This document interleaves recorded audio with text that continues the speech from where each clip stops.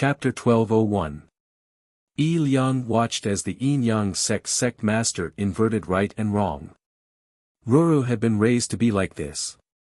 Yi Liang's voice came out from between his teeth, "Ruru, believe your brother." Ning Shu was watching from the side. "Who cares if she believes me or not? Drag her away first. You'll know everything once you're outside," Ning Shu said straightforwardly. Yi Ro was like this because she was forbidden from coming into contact with the outside world. "Ruru, look. They're just up to no good," the sect master said. Ruru's expression was blank and helpless. She didn't know who to believe. She said to Yi Liang, "Brother, I'm doing pretty well in the Yin Yang sect. Leave this place. I don't want you to fight." Yi Liang was so anxious that he almost vomited blood. However, there were so many of them, and they were in their territory. The chances of them taking Yi Ro away were too small. However, if this dragged on, Yi Liang was afraid that Ruru would be killed. Yi Ro was now 11 years old. "What do we do now?" the female disciple of the Qinghong sect asked softly. It wasn't easy to get out. There were so many people in the Yin Yang sect, and the fog in the Sky Creek Valley was a headache. Ning Shu looked at Yi Liang. "What do you think?" Yi Liang stared straight at Ruru. "If I don't save Ruru this time, I won't be able to find her again." Ning Shu nodded. After this incident, these people would definitely hide Ruru. Moreover, it would be much more difficult to enter the Yin Yang sect again. Therefore, they could only advance and not retreat. "I'll do whatever you want. You saved my life, so I'll repay you," Ning Shu said in a low voice. "Thank you. I saved you out of convenience, but you did so much for me," Yi Liang said softly. "Ruru, come with me." Yi Liang reached out his hand to Ruru. After deciding what to do, Yi Liang calmed down. He felt like he was going to cut off all means of retreat. Ruru looked hesitant. She couldn't help but look at her original master and senior brothers. Ruru was a girl who didn't know how to make a choice. She didn't think much because there were people who did everything for her.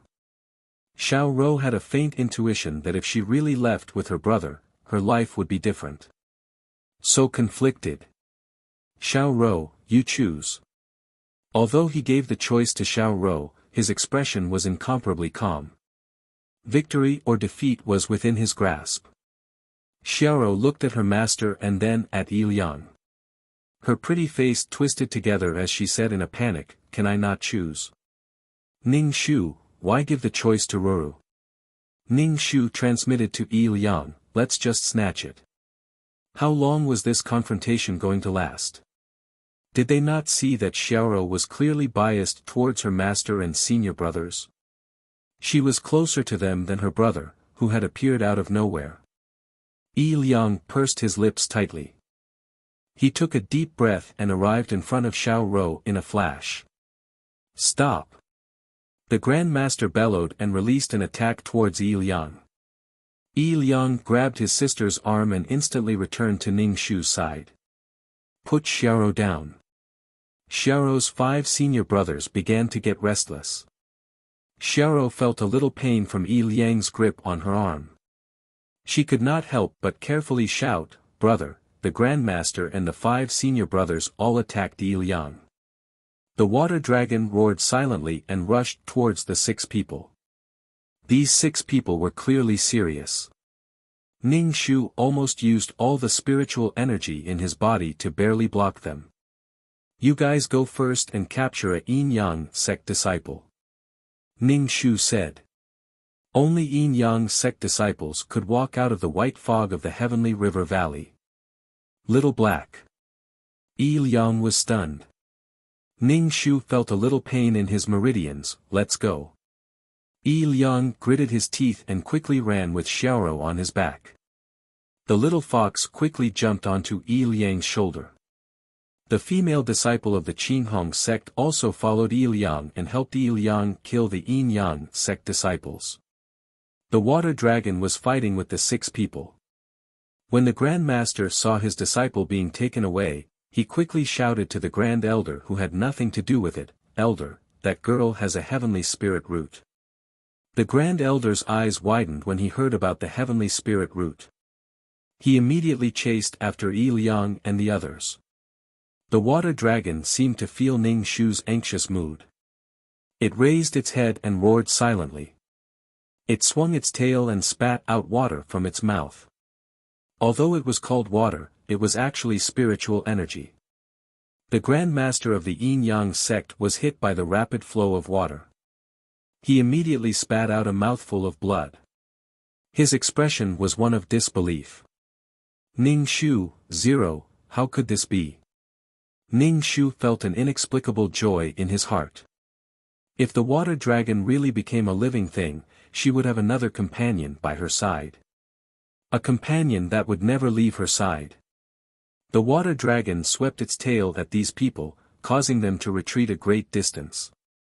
Ning Shu jumped onto the water dragon's back. The water dragon chased after Yi Liang.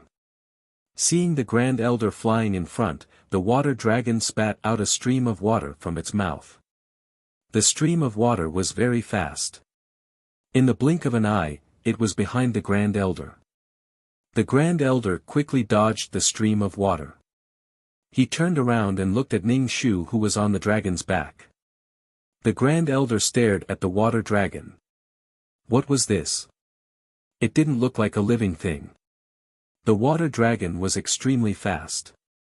In the blink of an eye, it was in front of the Grand Elder. It swung its tail at the Grand Elder. However, it didn't entangle with the Grand Elder. It just ran away. Ning Shu chased it all the way to the entrance of the Yin-Yang sect. Yi Liang shouted to Ning Shu, "Little Black." Ning Shu jumped down and put away the water dragon. "Let's go." Xiao Rou, who was on Yi Liang's back, had already fainted. Ning Shu was a little surprised. Yi Liang sighed and said, "She doesn't want to go. Let's go quickly. They're chasing after us." The Qinghong sect disciple said. She was holding a Yin-Yang sect disciple hostage. Her sword was pressed against the Yin-Yang sect disciple's neck. The Yin-Yang sect disciple was covered in cold sweat and trembling all over. Ning Shu turned around and saw the Grand Elder getting closer. He gritted his teeth and said, "There's no other way now. We can only go out." This white fog was an array formation. It was the Yin-Yang sect's protective array formation. Once they entered, they would be caught like a turtle in a jar. However, there was no other way now. The group of people left the sect. In front of them was a vast expanse of white. They couldn't see anything further. "Everyone, hold on to each other," Yi Liang said. The Qinghong sect disciple pressed her sword against the Yin-Yang sect disciple's neck and said, "Take us out quickly." "Okay, let go of your sword." The group of people walked under the lead of the disciple. However, after walking for a while, it seemed like they were walking in place. "Wait a minute. The route doesn't seem right," Ning Shu said. Everyone stopped. The woman's sword slit the Yin-Yang sect disciple's neck. "You're playing with us." The Yin-Yang sect disciple felt wronged. "I followed the route. Maybe the route changed. I think the array formation was changed by someone," Ning Shu said. He bent down and listened to the sounds on the ground. Chapter 12:02. Ning Shu lay on the ground and heard the faint sound of the wind. Entering the fog was like entering another world. They were completely isolated. The faint sound of the wind indicated that this was an array formation. "What should we do now?" The woman frowned. "The Yin-Yang sect is disgusting." Ning Shu raised her head and looked at the sky. Since they couldn't leave, they could only fly. Ning Shu released the water dragon and said to everyone, "Come up. We'll leave from the sky." Everyone looked at the water-like dragon and carefully stepped on it. Surprisingly, it was very soft and supported everyone. The water dragon kept rising higher and higher. The fog became thinner and thinner. The water dragon hit a barrier. Ning Shu guessed that this was a barrier. If they could break this barrier, they would be able to leave. There was a complicated array formation above their heads. Ning Shu stared at the array formation and studied it. On the other side, the Yin-Yang sect master and Xiaoro's 5 senior brothers had caught up. There was also a white-haired grand elder with a youthful face. At this moment, they were floating in front of them. The sect master's face darkened as he stared at Xiaoro, who was sleeping on Yi Liang's back. His expression was extremely cold. Hand Xiaoro over. In your dreams. Yi Liang nudged his sister up. Ning Shu kept staring at the array formation above their heads. This array formation was very complicated. Ning Shu, who knew a little about array formations, was dazzled. Yi Liang released a qilin. The qilin majestically stepped on the air and charged towards the other party. Yi Liang's qilin wasn't as powerful as Ning Shu's dragon. It was scattered after a few rounds. Yi Liang had almost exhausted all the spirit energy in his body when another qilin appeared. Yi Liang patted his chest and spat out his blood on the qilin. The qilin's body instantly became much more solid. With the qilin delaying, Ning Shu intensified her study of the array formation. She demonstrated the array formation in her mind over and over again. However, the qilin couldn't resist and dissipated in the end. Yi Liang gritted his teeth and took out the blood soul flag. He released black smoke that blotted out the sky. The surroundings became eerie and terrifying. Ning Shu was stunned. She didn't agree with Yi Liang using the blood soul flag. But now the situation was urgent. When she got out, she had to quickly purify the souls in the blood soul banner. She couldn't give Yi Liang a second chance to use the blood soul banner. You're a devil cultivator. The female disciples of the Green Rainbow sect looked at Yi Liang in astonishment, while the other girls looked at Yi Liang with vigilance. Yi Liang didn't say anything. Ning Shu closed his eyes and demonstrated the array formation in his mind. Finally, he found a way to break the array formation. The water dragon slammed into a corner of the array. Its tail slammed into the array several times, but it still couldn't break the array. The person standing on the water dragon swayed left and right, trying hard to stabilize his body. Quickly change the formation, they are about to break the formation. The sect leader shouted. Just as he finished speaking, there was a loud boom as the formation broke. Yi Liang hurriedly retracted the black smoke back into the blood soul banner. The female disciple of the Green Rainbow sect immediately killed the kidnapped Yin-Yang sect disciple and pushed him down. Sit tight. Ning Shu's voice carried a hint of a smile. The water dragon was extremely fast, shuttling through the clouds. When he turned back, the heavenly stream valley was already a small black dot. Everyone heaved a heavy sigh of relief. After running for a while, the water dragon stopped and slowly sank down. Everyone jumped off the water dragon, and Ning Shu retracted the water dragon back into his body. Thank you for this time. The Green Rainbow sect disciple cupped his hands and said. Ning Shu grunted. Farewell. The Green Rainbow sect disciple thought for a moment, then took out a jade token and gave it to Yi Liang. If you have any problems in the future, you can come to the Green Rainbow sect to find me. I will try my best to help. Yi Liang took the jade token, thank you. Also, I don't think you are a devil cultivator. It's best not to keep that flag by your side, otherwise you might be chased by some sections. The female disciple said to Yi Liang. Yi Liang nodded. Then, the girls disappeared into the forest. I thought I wouldn't be able to come out. The little fox sat on the ground and said with lingering fear. If I knew it was so dangerous, I wouldn't have come. Yi Liang put down Yi Ro on his back, took off his clothes, and carefully laid Yi Ro down. Ning Shu placed his claws on Yi Ro's body to see if there were any tracking marks. See if there are any marks on her clothes, Ning Shu said to Yi Liang. Yi Liang quickly checked her clothes, but it was not easy for Yi Liang to check her undergarments. Ning Shu checked her body, but there were no marks on her body. He just didn't know if there were any marks on her clothes. Yi Liang finished checking Yi Ro's outer clothes, but it was not easy for even his sister to check her undergarments. Let me do it, Ning Shu said. Yi Liang. Aren't you a male fox? Men and women should not touch, Yi Liang said. Because Ning Shu was using ventriloquism, it was impossible to tell if his voice was male or female. It was very low and sounded more like a man. Ning Shu said calmly, "In my eyes, there is no difference between men and women." Yi Liang was skeptical, but in the end, he turned around. Ning Shu opened Yi Ro's belt and checked it carefully. There were no marks, but Ning Shu was amazed by Yi Ro's fair and flawless skin. Yi Ro was really well raised by the Yin Yang sect. He wondered if Yi Ro, who was always pampered, was used to an ordinary life. "It's done," Ning Shu said.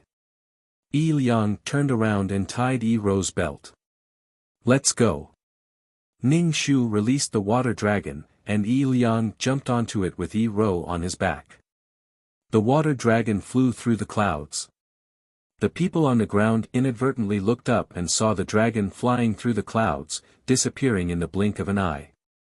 It felt like an illusion. The water dragon ran tirelessly for a day and night, and returned to the familiar mountain range. Stepping back onto the ground, Yi Liang smiled. He had finally found his sister. "Little fox, go get something to eat," Ning Shu said to the little red fox. "My legs are still shaking. Let me rest first," the little fox said angrily. Ning Shu said to Yi Liang, "Give me the blood soul banner." Yi Liang was hesitant. He remembered that the blood soul banner had blocked the Yin Yang sect's people. It was a trump card after all. Ning Shu said calmly, "Don't forget, your parents are still inside. Do you want your parents to suffer in the blood soul banner and not be able to reincarnate?" Boom! Yi Liang felt as if a bolt of lightning had struck his heart. When he thought of his parents' hideous and painful faces, his thoughts became clear. "Little Black, I was wrong." Yi Liang took out the blood soul banner. He only saw the power of the blood soul banner, but forgot that his parents were still inside. Ning Shu took the blood soul banner with his mouth and went to the side to convert the souls inside. Ning Shu made a simple yang gathering array. When the sunlight shone on the blood soul banner, black smoke came out. Ning Shu closed his eyes and chanted. He hoped that he could convert the souls inside before he left this world. Chapter 1203. Although Ning Shu wasn't as caring as Huiji, Ning Shu would do anything that was within his power. It wasn't just to appease the souls in pain, but also to prevent Yi Liang from being addicted to this power. Yi Liang had hesitated when Ning Shu asked him to hand over the blood soul banner. Yi Ro, who had been unconscious, woke up with a groan. Yi Liang stared at Yi Ro. Yi Ro opened her eyes and used her hand to block the strong light. Then, she looked around. Yi Ro was stunned by this unfamiliar environment. Ro, you're awake." Yi Liang hurriedly supported Yi Ro. "What is this place?" Yi Ro asked in confusion. She had never left the yard before. This was the first time she saw such a huge mountain range. Ro, we left the Yin Yang sect," Yi Liang said happily. Yi Ro's expression became even more confused. It was mixed with panic. I want to go back to the Yin Yang sect." Yi Ro stood up but didn't know where to go. "Sister, you can't go back to that demon cave. You can't." Yi Liang grabbed Yi Ro's arm tightly. "Those people have bad intentions towards you. You really can't go back." Maybe the Yin-Yang sect is really like what you said. But master and senior brother are very good to me. I don't care if they are good or bad because they are good to me, said Yi Ro. Yi Liang was speechless. What should he do when his sister was like this? Ning Shu was speechless when he heard Yi Ro's words. Yi Ro was confused and afraid of the future. Not everyone was willing to change their lifestyle. Yi Ro was used to the Yin-Yang sect's life. This was the wisdom of Yi Ro's master and senior brother. They had raised Yi Ro to be someone without her own opinions. She was used to being dependent and being surrounded by people. The little fox dragged a rabbit back. She put it down and said, "Make something to eat. I'm starving." Yi Liang glanced at Yi Ro carefully. "I'll go prepare something to eat. Ro, big brother will take good care of you." Yi Ro's expression was dazed. She didn't seem to hear Yi Liang. Yi Liang cleaned the rabbit and started a fire to roast it. After they were done, Yi Liang gave 2 rabbit legs to Yi Ro. "Little sister, eat something." Yi Ro took the rabbit leg and ate slowly. When the little fox saw that Yi Liang had given the most meaty leg to someone else, she grumbled, "What about me? What am I supposed to eat? I was the one who caught this rabbit." Yi Liang broke the rabbit into 2 halves, giving 1 half to the little fox and the other half to Ning Shu. "I'll go hunting again." Yi Liang stood up. Yi Ro passed a rabbit leg to Yi Liang. "You can have it." "Thank you, little sister." Yi Liang smiled like a blooming flower as he nibbled on his thigh. Yi Ro's taste was very small, or perhaps it was not to her taste. She did not even finish a small rabbit leg. Ning Shu glanced at Yi Ro and saw Yi Liang. He was so anxious that he could not speak. Ning Shu continued to purify the souls in the blood-soul flag. As for the stiff relationship between Yi Liang and Yi Ro, Ning Shu did not care. The blood-soul flag slowly emitted black smoke. Ning Shu asked Yi Liang for some fresh blood to draw a talisman. Thick black smoke came out of the blood-soul flag. After eating something, Yi Liang brought Yi Ro back to the small town. The house where they used to live. "Little sister, this is our house." Yi Liang stood at the door and said to Yi Ro. Yi Ro looked at the shabby door and said, "This house is so old." Yi Liang choked. He touched his nose and went to open the door. The door opened with a creak. The yard was quiet and empty. It seemed that after he killed Yi Shui, no one would dare to occupy this house. The yard was a little deserted. It was summer and weeds grew everywhere. The house had been renovated by Yi Shui. It was not so shabby. Otherwise, it would be a haunted house. Yi Liang fetched water from the well and wiped the house clean. Ning Shu looked at the motionless Yi Ro and asked, "Why don't you help?" Yi Ro bit her lips and said softly, "I don't know how to. Little Chui usually does these things." "It's okay. I'll clean it," Yi Liang said. Yi Liang always lacked confidence in front of Yi Ro. Ning Shu did not think that Yi Liang had done anything wrong to Yi Ro. Ever since his sister went missing, Yi Liang had lived without food. He felt guilty for his sister and stayed in the house, hoping to reunite with his family. Although he had met Ning Shu, he had also suffered a lot and experienced a lot of torture. He traveled thousands of miles to the Yin-Yang sect to save her. Yi Ro lived the life of a princess.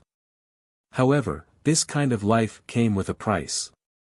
Ever since she left the Yin-Yang sect, Yi Ro wanted to go back. She did not even ask her parents. Sometimes, naivety was a kind of cruelty. The worst was the Yin-Yang sect. They deliberately raised Yi Ro so that she would see them as her spiritual support. Now that Yi Ro had left them, she was at a loss. "Brother, can you bring me back to the Yin-Yang sect? I want to say goodbye to master and senior brothers." Yi Ro looked at Yi Liang with watery eyes. Yi Liang gripped the rag tightly and was speechless for a long time. Brother, I beg you. After all, Master has raised me for so long. I can't just leave like this. Also, senior brothers are very good to me. Yi Rou begged. The little fox said unhappily, you almost lost your life to escape. Now you want to go back. Are you tired of living?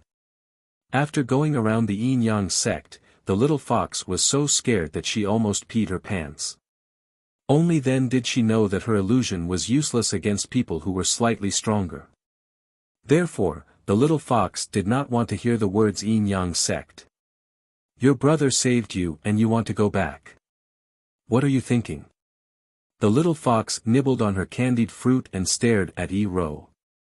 Yi Rou said anxiously, I didn't ask brother to save me. I am living well. Yi Liang's body shook when he heard Yi Rou's words. His expression was complicated. Don't you want to live with me? Yi Liang asked. Yi Rou lowered her head and did not say anything. The atmosphere became awkward and tense. Yi Liang turned and went out to buy food. After returning with the vegetables and meat, he went back to the kitchen to cook without saying a word. Yi Liang made a table full of dishes and placed a bowl of rice in front of Yi Rou. He said warmly, Rou, I know that you're not used to life now. You'll get better in the future. Yi Liang took a bowl of rice and placed it in front of Ning Shu and the little fox. Ning Shu and the little fox ate on their own and did not care about the siblings. Yi Rou had a small appetite and stopped eating before she finished half a bowl of rice. She was in a bad mood. Yi Liang sighed and cleared the table. Ning Shu walked in front of Yi Rou and asked, what cultivation technique did you cultivate in the Yin Yang sect? Chapter 1204. Ning Shu wanted to know what cultivation technique Yi Rou was cultivating in the Yin Yang sect. After thinking for a bit, he realized that it was not an offensive technique. Although she did not know why this fox was asking about her cultivation technique, Yi Rou wanted him to take her back to the Yin Yang sect, so she answered honestly. It's flower hypnosis. Ning Shu, what the hell was that? There were all kinds of cultivation techniques, such as the heartless mantra, the sword mantra, but he had never heard of this cultivation technique. Master said this cultivation technique is suitable for women. Yi Rou could not see the complicated expression on Ning Shu's furry face. It seemed that this cultivation technique was convenient for men to harvest and provide them with strength. Ning Shu asked again, do you know how to attack? Yi Rou shook her head. Master said this cultivation technique is for self-cultivation, not for fighting and killing. That's why Master and senior brothers did not let me go out. Ning Shu, this cultivation technique was really good. Yi Rou still thought that her master and senior brothers were good people. Yi Rou squatted down and looked at Ning Shu at eye level. She begged, can you take me back to the Yin Yang sect? I will say goodbye to my senior brothers and master. After that, I will live a good life with my brother. Ning Shu asked, do you think they will let you go back and let you live with your brother? They might even kill your brother. Yi Rou was speechless. My brother is my family, but master and senior brothers are also my family. Yi Rou covered her face and said, I can't leave them. Ning Shu also felt quite tired. She had been running all over the place without stopping. This was a world of cultivation, but Ning Shu did not find any treasures. Other than 2 fiery fruits, he was also chased by 2 cultivators. Every time something happened, she was the last to leave. Ning Shu was not complaining. After all, this was what he should do. However, he felt helpless in front of Yi Rou. Yi Rou's master and senior brothers had a deep influence on her. Ning Shu, an outsider, felt a pain in the ass. Yi Liang probably felt a pain in the ass. So, I'm begging you, can you take me to the Yin Yang sect? I'll come back after that. Ning Shu rejected her outright. I'm not going to help you. Your brother saved me and I'm always thinking for him. But you have nothing to do with me. Why should I help you? Ro's mouth was agape and her eyes were misty. She had probably never been treated like this before and was momentarily stunned. Liang stood at the door and asked through gritted teeth, "Why do you want to go back? They don't have good intentions towards you. They want to use you as a furnace." "A furnace, do you understand?" Liang walked into the room and grabbed Ro's arm. He shook Ro as if trying to wake her up. Ro pushed Liang away. "But master and senior brothers are still very good to me. Even if they don't have good intentions, they have never harmed me." Ning Shu, Liang grabbed his hair in a frenzy and roared angrily, "If you want to leave, then leave." Ro bit her lip with her pearly white teeth. "Gone, really, gone." Ro opened the door and left. Liang was speechless. He had only said those words out of anger. Why did she really leave? Liang hurriedly chased after her. Ning Shu also followed. The little fox was very displeased and shouted, "What are you doing? Running away again? Are you crazy?"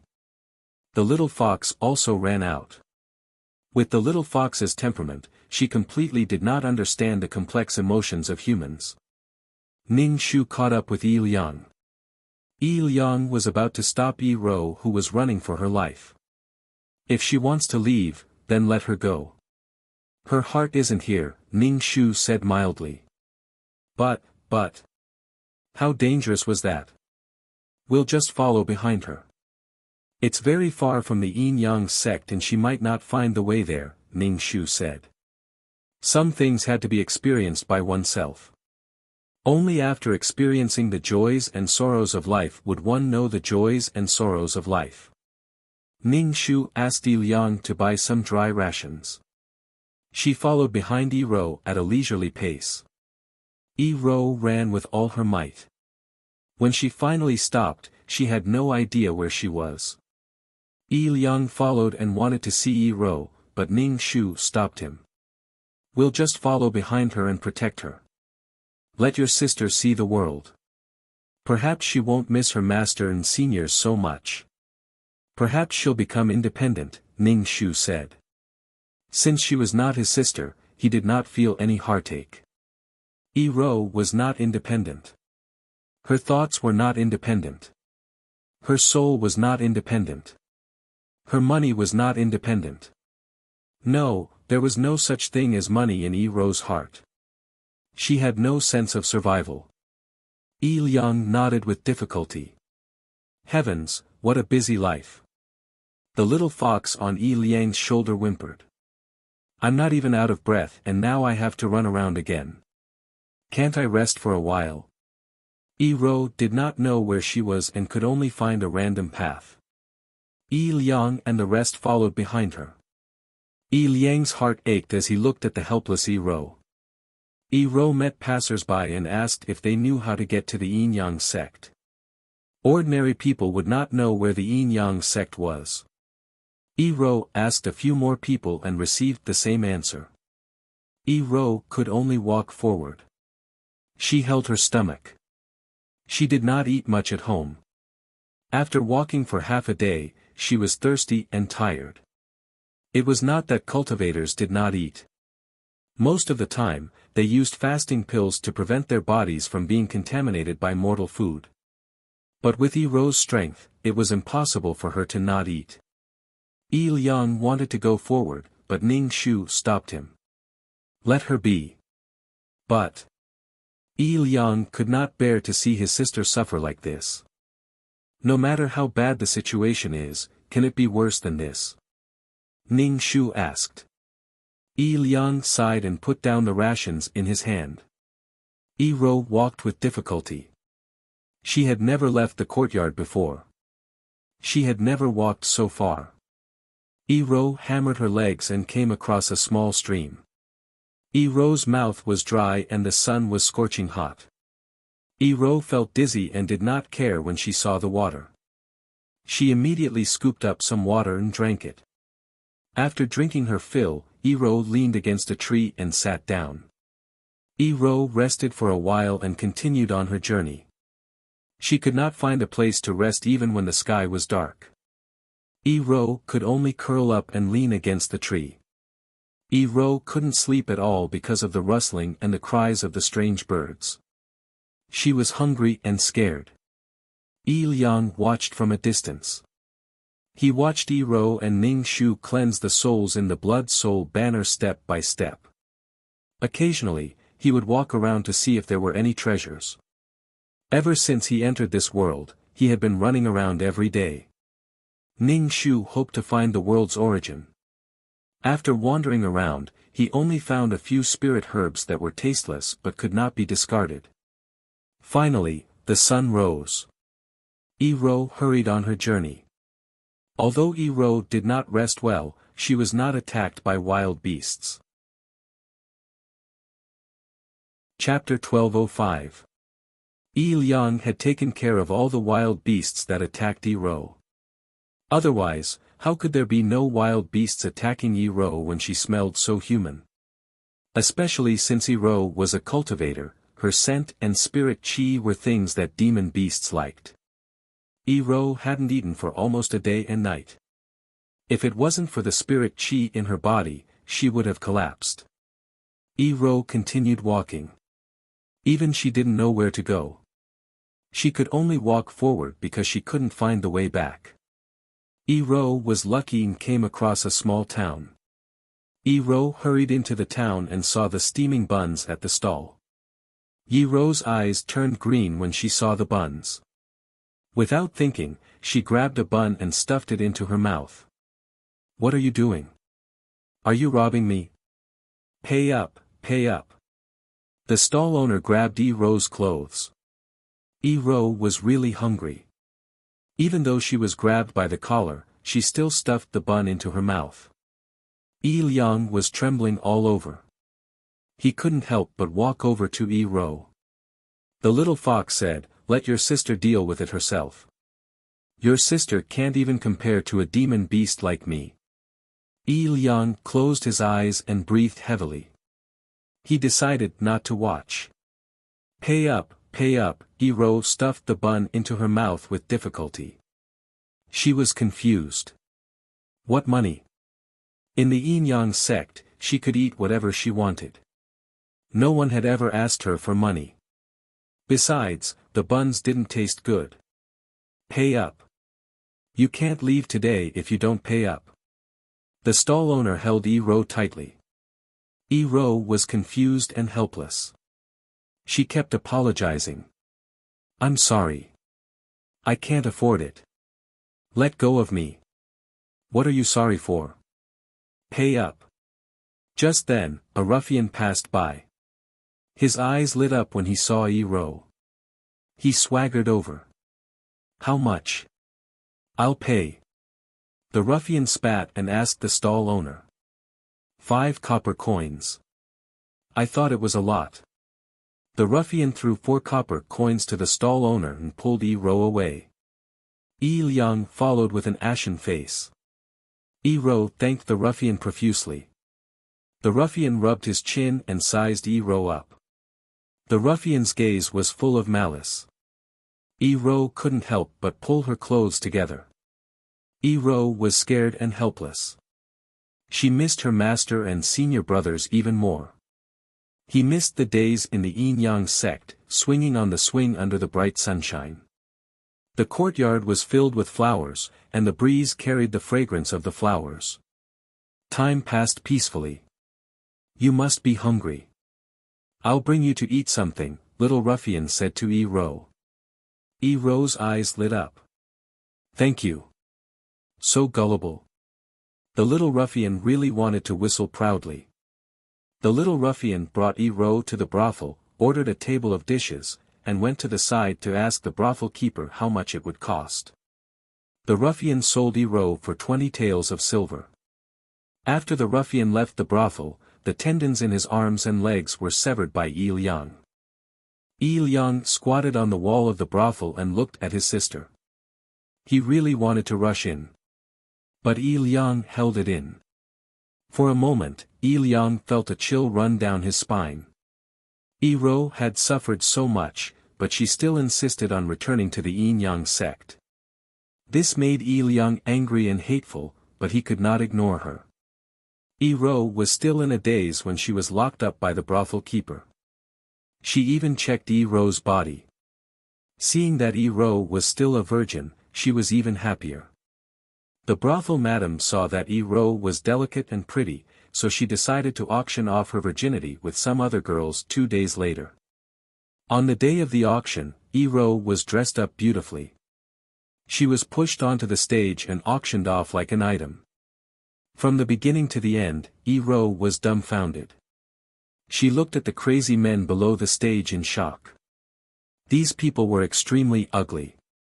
Even though Yi Ro did not know what was going on, these people made her feel disgusted.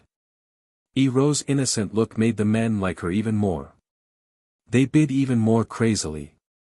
This world was just as her master and senior brothers had said. It was extremely sinister. Yi Ro would rather stay in a small courtyard and live a simple life. Occasionally, she would talk to her senior brothers. She did not have to face so many people. Yi Ro looked at the men below the stage.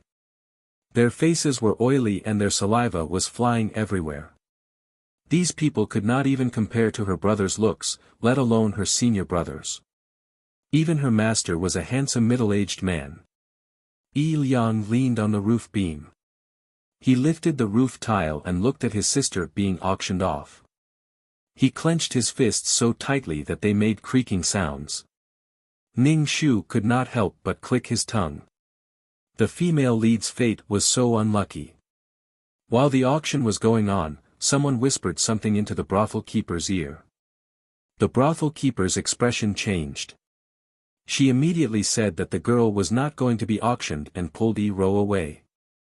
The brothel keeper ignored the protests of the people below the stage and pulled Yi Ro to a room. A man in a brocade robe stood in the room. The man turned around and looked at Yi Ro. Junior sister. Senior brother. Yi Ro's tears fell immediately. She hugged Wolf. Wolf smirked and patted Yi Ro's back. Didn't you leave with your brother? Why are you here? I wanted to say goodbye to my master and all of you, so I ran out. Yi Ro's voice was sobbing. Senior brother, why are you here? Yi Ro withdrew from Wolf's embrace and asked while wiping her tears. I came to look for you. This brothel belongs to the Yin Yang sect. I was resting here. Master and senior brothers went out to look for you. I did not expect to meet you first. Yi Liang, who was on the roof, was speechless. Ning Shu was speechless.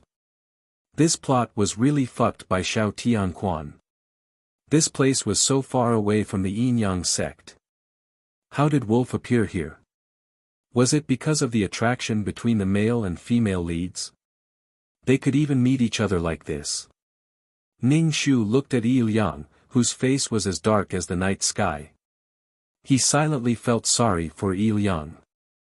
Xiao Ro, do you want to go back to the Yin Yang sect with me? Master is very worried about you. Wolf asked and pinched Yi Ro's face. It's only been a few days. How did you lose so much weight? Yi Ro felt a lump in her throat. When she heard her senior brother's words, she felt very wronged. No, Ro cannot go back to the Yin Yang sect with you. Yi Liang could not help but jump into the room through the window. Little Wolf shielded Yi Ro behind him. When he saw Yi Liang, he sneered, you keep saying that we don't have good intentions towards little Ro. What about you? You watched as your sister was sold in a brothel and you didn't even show up. How good are you as her brother? I will not let Ro get hurt. Yi Liang said angrily. Wolf sneered and turned his head. Your brother has been following you all this time. I watched you suffer, watched you get bullied, didn't have enough to eat, didn't have warm clothes, and was always worried. You don't distort the truth. Yi Liang was so angry that he wanted to die. Yi Rou asked Yi Liang, "Brother, have you been following me all this time?" "Of course I was following you. Otherwise, I would not have suddenly appeared in front of you." Wolf smirked. He lifted his chin and looked at Yi Liang provocatively. Chapter 1206. This was clearly a meeting between brother-in-law and brother-in-law, but it was so tense. No, Yi Liang would have many brothers-in-law. Although the atmosphere wasn't right, Ning Shu still wanted to light a candle for Yi Liang. It seemed that Yi Liang was about to walk the path of a villain, the destroyer of his sisters and brothers-in-law's blissful sex life. This plot. Yi Liang's heart was incomparably irritable.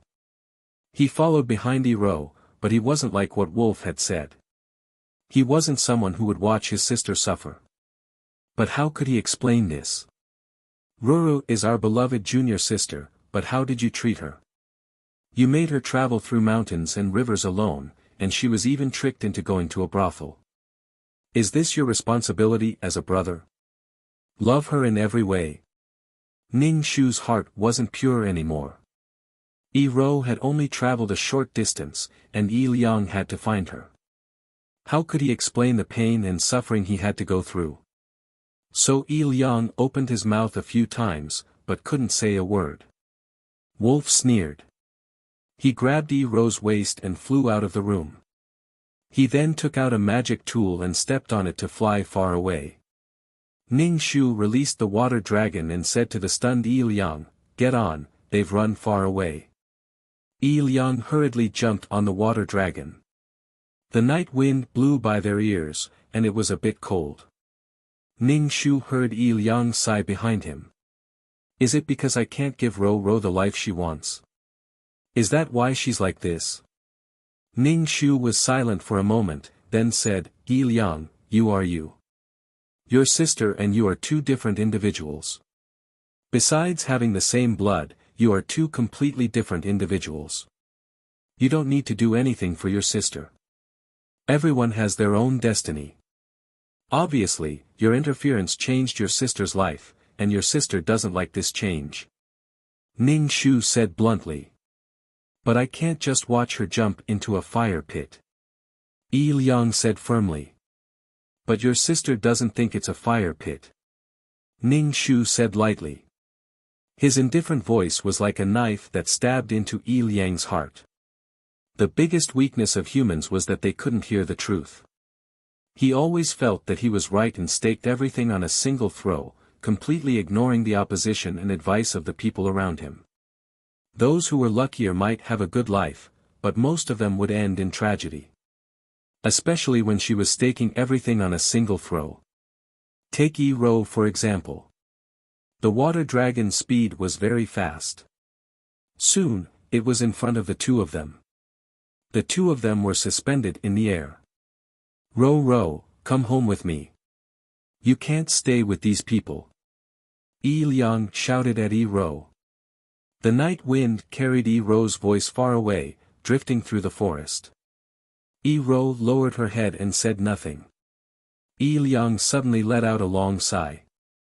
The tone of his sigh was so complex that Ning Shu almost laughed out loud. He didn't know why, but he just wanted to laugh. "Yi Rou, do you really want to go with him?" Yi Liang looked at Yi Rou. Yi Rou didn't notice how Yi Liang addressed her. In the past, he used to call her Rou, little sister. Now, he was calling her by her full name. I. Yi Rou stuttered. She couldn't say anything for a long time, but she clutched Wolf's clothes tightly. Her choice was obvious. Wolf's lips curled into a smile. Yi Liang said, "Whether you want to go back with me or not, I will take you with me. Father and mother gave you a heavenly spirit root. They didn't give you to be someone's human cauldron." "Brother." Yi Rou couldn't help but shout. Yi Liang's face was indifferent. "Even if you hate me, I won't allow you to go to the Yin Yang sect. I will definitely kill you." Yi Liang looked at Wolf. "If I don't destroy the Yin Yang sect, I'm not human. Ning Shu, swear not to be human. Isn't Wolf a human now? But Yi Liang's villainous aura was getting stronger. Wolf's expression was sarcastic, but he was still nervous. His gaze swept over Ning Shu. Clearly, he was thinking of Ning Shu's water dragon. Brother, don't be like this. I beg you. Yi Ro stood in front of Wolf. They don't want to make me into a human cauldron. They are really good to me. Yi Liang didn't say a word. He released the mighty Qilin and pounced on Wolf. Wolf pushed Yi Ro away and started fighting with the Qilin. Yi Ro was pushed to the ground. Seeing her brother fighting with Wolf, she was very worried. Ning Shu walked to Yi Ro's side. Yi Ro hurriedly said to Ning Shu, hurry up and stop them. Ning Shu was very curious about what Yi Ro was thinking. He asked, do you like Wolf? I do. Master and senior brothers all like him. Yi Ro said, they are like brother. They are all my family. Ning Shu felt a little stupid. Why did he have to look for logic in this world? Everything was for the sake of flesh. It was only lust. Senior brothers and sisters, master and disciple, there was no etiquette, only lust.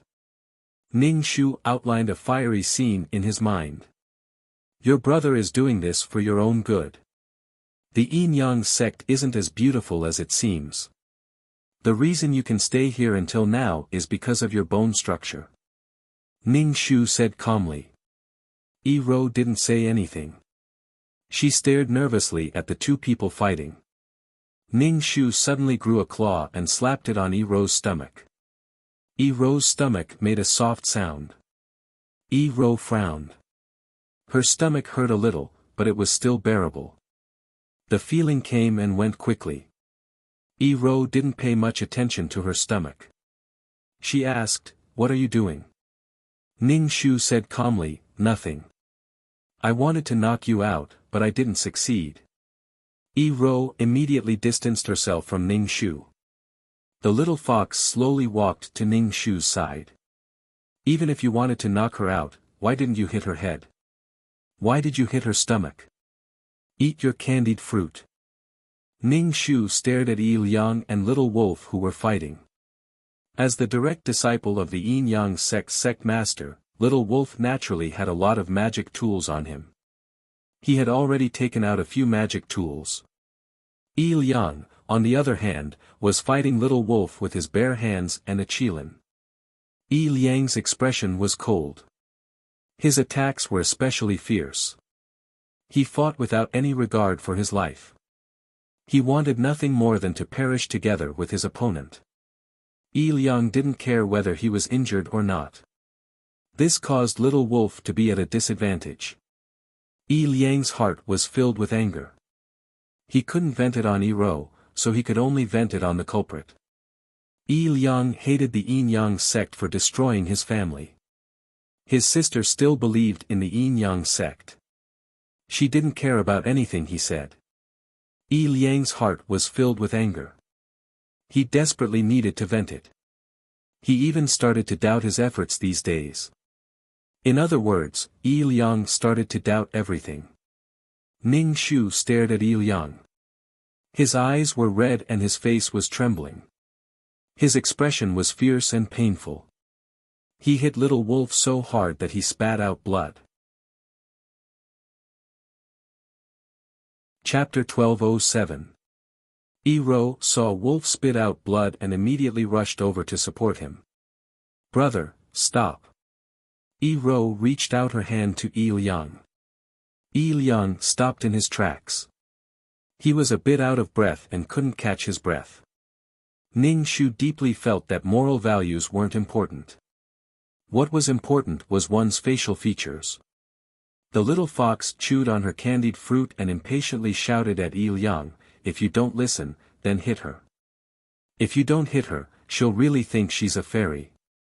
Ning Shu, that makes sense. Yi Liang walked over to Yi Ro and really raised his hand to slap Yi Ro's face. Yi Ro was stunned by the slap.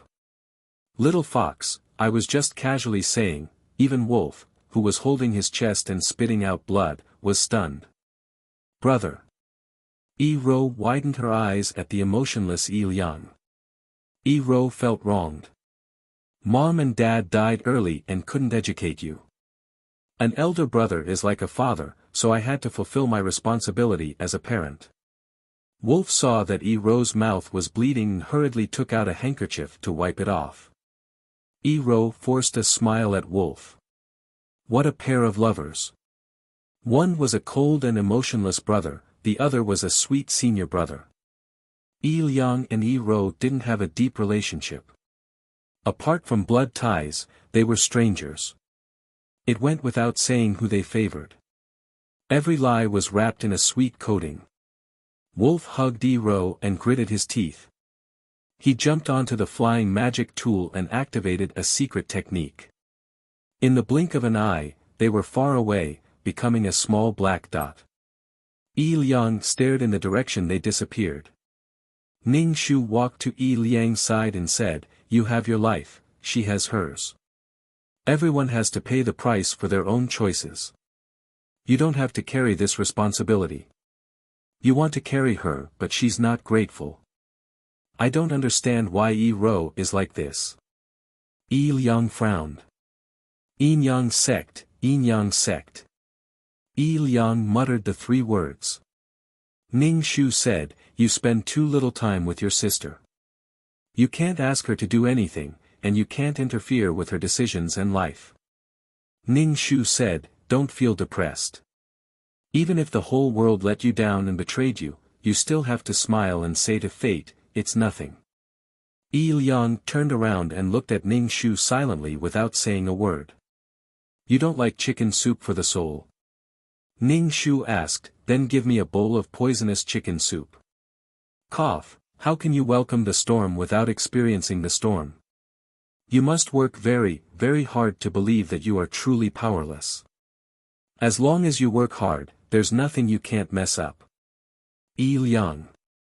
Yi-Liang, you can't wake up a person who is pretending to be asleep, but your sister will definitely wake up.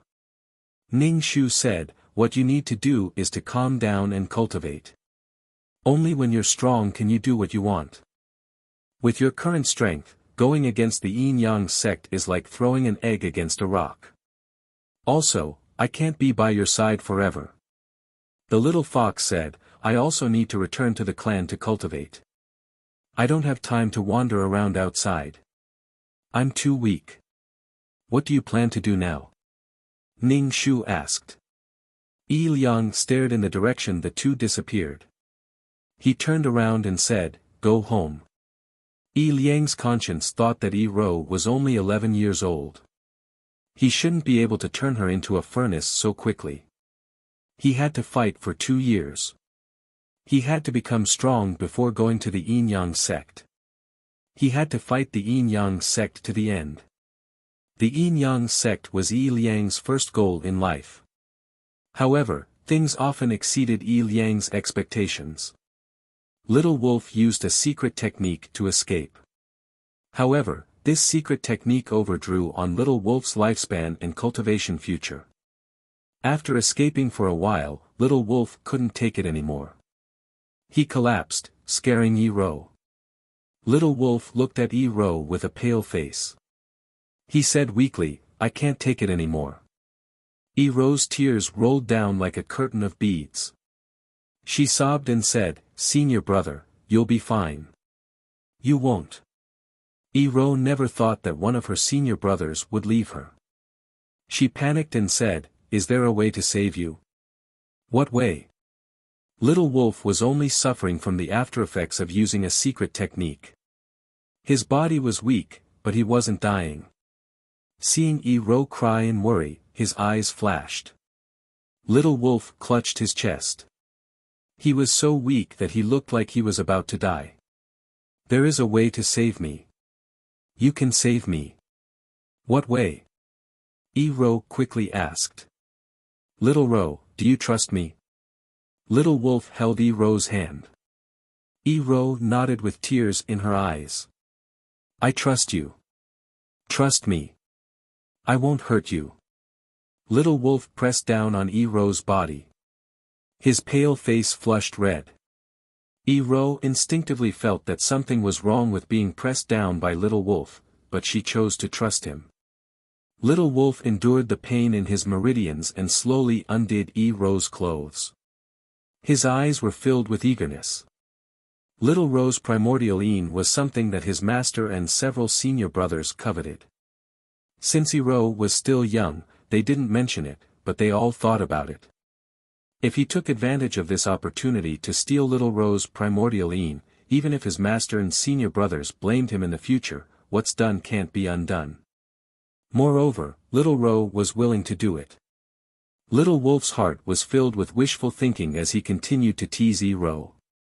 Yi-Ro felt very strange. She felt comfortable and uncomfortable at the same time. She felt an inexplicable sense of shame, but her body was soft. In the end, she melted into a pool of water. Yi-Ro innocently and confusedly asked Little Wolf, "Senior brother, what did you do to me?" "Be good. Senior brother will make you very, very comfortable." Little Wolf's voice was low and hoarse. He felt that it was about time, so he went straight to the point. Little Wolf's main goal was to steal Yi-Ro's primordial Yin. This time, Yi-Ro's face twisted in pain. Her body was still very young. Yi-Ro felt as if her body was about to be pierced. "Senior brother, senior brother." Yi-Ro cried out. "Bear with it. Just bear with it."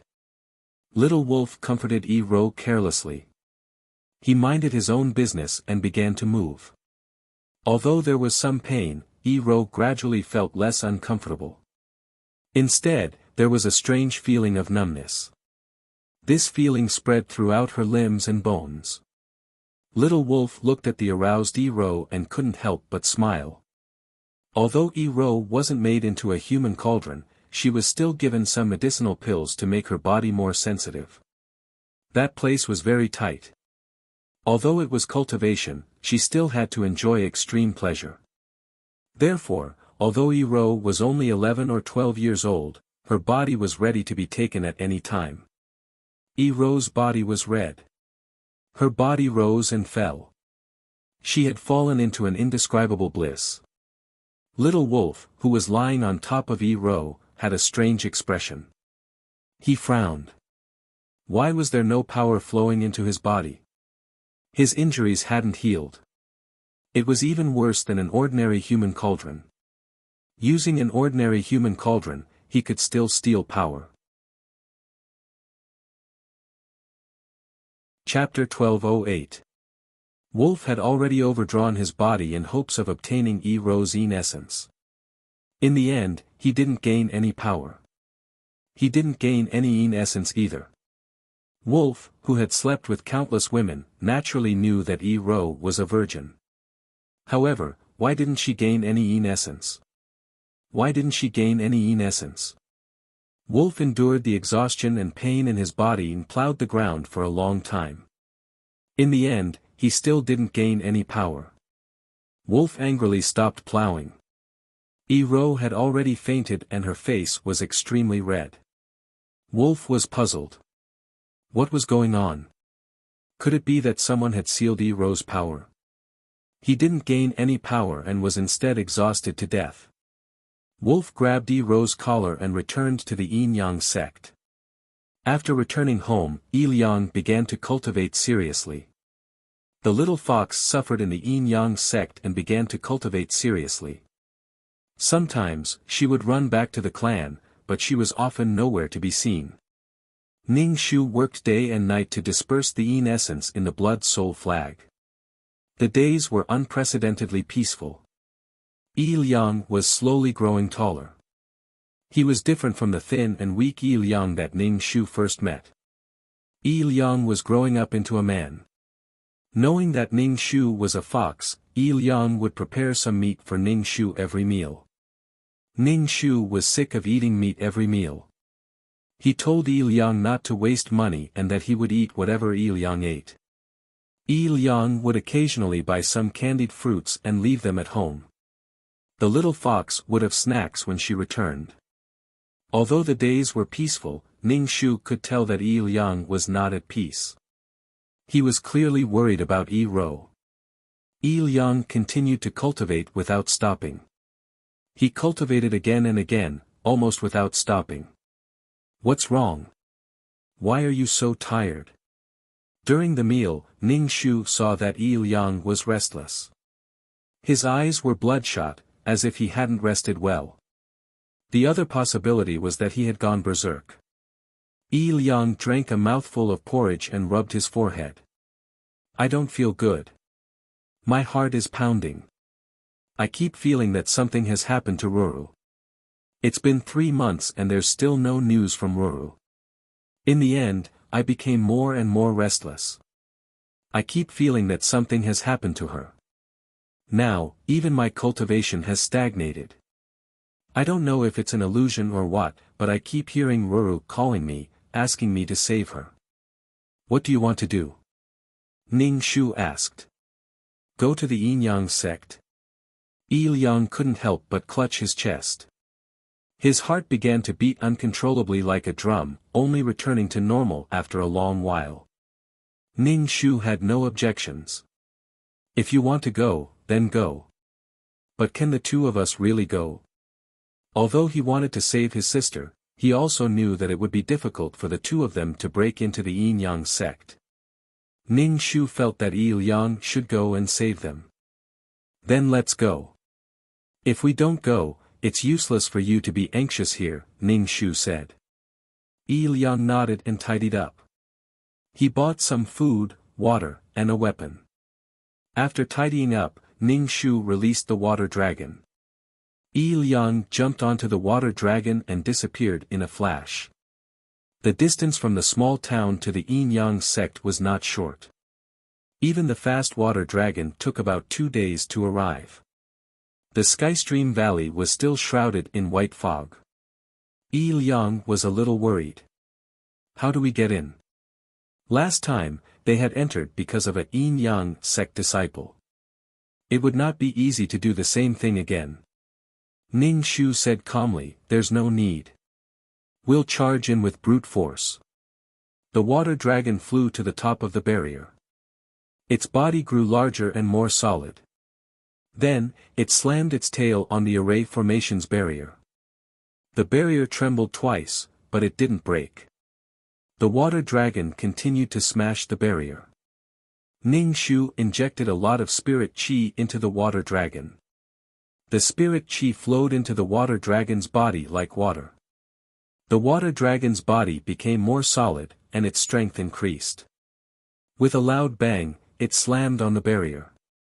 The barrier broke with a loud bang. How dare you? Who is it? A loud shout was heard. The Yin Yang sect master's pupils constricted when he saw the water dragon. Ning Shu ignored him and rushed straight into the Yin Yang sect. Ruru, where are you? Yi Liang leaned on the water dragon and shouted. Bastard! The Yin Yang sect master was so angry that his face turned pale. Anyone who saw someone barging into their sect so brazenly would be furious. Yi Liang ignored the Yin Yang sect master's warning and attack. He released the Qilin. The Qilin was so huge that it destroyed an entire house. There was also the water dragon. Wherever the water dragon passed, the houses were swept into ruins by its tail. The Yin Yang sect disciples saw that the water dragon had surrounded them. Such a big commotion alarmed all the disciples of the Yin Yang sect. They floated in the air and surrounded Ning Shu and Yi Liang. You keep coming to the Yin Yang sect to cause trouble again and again. Do you think the Yin Yang sect is a pushover? The Yin Yang sect master's face was ashen. Hand over my sister. Yi Liang roared. Your sister isn't even in the Yin Yang sect, Song Han sneered. What do you mean? Yi Liang asked with an ugly expression. Ning Shu closed his eyes and sensed. Then, he opened his eyes and said, don't worry about them. I know where she is. The water dragon under his feet dashed in a direction. The Yin Yang sect master's face darkened. Stop them. The Qilin knocked these people away. Ning Shu arrived at the top of a house. She should be inside. Let's go look for her. Yi Liang jumped off the water dragon and followed behind Ning Shu. Ning Shu felt that his senses were getting stronger and stronger. When he arrived at a room, he was blocked by a wall. Yi Liang didn't say anything. He punched the stone wall open. This was a secret room. In the secret room, there was a cage made of fine iron. A girl was sleeping in the cage. Her body was in a mess. Her clothes were stained with dried black and red blood. Row row, row row, Yi Liang shouted from outside the cage. Yi Ro opened her eyes weakly. When she saw Yi Liang, her lips moved. Brother. Yi Ro was very weak. She lay on the ground without moving. Yi Liang lifted the heavy cage and carried Yi Ro out of the secret room. The moment they came out, they were surrounded. Yi Liang was already angry that his sister was treated like this. When he saw Yi Ro's master and senior brothers, his eyes turned red. Ning Shu released the water dragon. The water dragon swung its tail and swept away some of the weaker people. We're leaving soon. Yi Liang quickly jumped on the water dragon. The water dragon flew towards the door and rushed to the barrier. The water dragon kept hitting the barrier. This barrier was much stronger than before. The water dragon hit the barrier for a while but couldn't break it. The Yin-Yang sect people had already caught up. Ning Shu inspected the array formation. This array formation had already changed. It was different from the previous one. Ning Shu looked for a way to break the array. Then, the water dragon hit the array. Yi Liang released the Qilin to fight with these people. In the end, the barrier was broken. The water dragon carried Ning Shu and Yi Liang and left the Yin-Yang sect at an extremely fast speed. They didn't stop for a rest along the way. They flew all the way back to the town. Chapter 1209. Upon returning home, Yi Liang checked Yi Ro's body and found that the tendons in her hands and feet had been severed. Yi Liang found it hard to accept. His sister had suddenly become like this. Did the Yin-Yang sect vent their anger on his sister because of him? Ning Shu pressed his hand on Yi Ro's stomach. Her Yin essence was still there, so her spirit root should also be there. A woman's body had something called a pubis. It was said to be a woman's strength. Yi Ro's pubis had been shattered by Ning Shu. Spirit chi wrapped around the fragments, sealing her strength and Yin essence. Yi Ro's current situation was what Ning Shu had expected. Yi Ro's value was to provide these people with strength, but she was no longer useful. However, he did not expect her tendons to be severed. However, her body had spirit chi. If she cultivated slowly, her tendons and meridians could be rebuilt. Yi Liang saw his sister's injuries. Her fair skin was bruised. These bruises looked very intimate. As a man, Yi Liang's eyes turned red. Tears almost fell out of his eyes. Yi Liang wiped Yi Ro's body with water. After he was done, he cooked some porridge. When Yi Ro woke up, she was a little confused. When she saw Yi Liang beside the bed, her tears immediately fell. Ro Ro, don't cry. Eat something. Yi Liang helped Yi Ro up and let her lean on his body. He fed her spoonful by spoonful. Yi Ro's tendons in her hands and feet were severed. Her limbs were soft. If you cultivate well, your meridians can be rebuilt, Ning Shu said. Yi Ro clearly had not recovered from the shock. Her eyes were blank, and her soul had left her body. Yi Liang helped Yi Ro lie down. When he went out, he heard soft sobbing.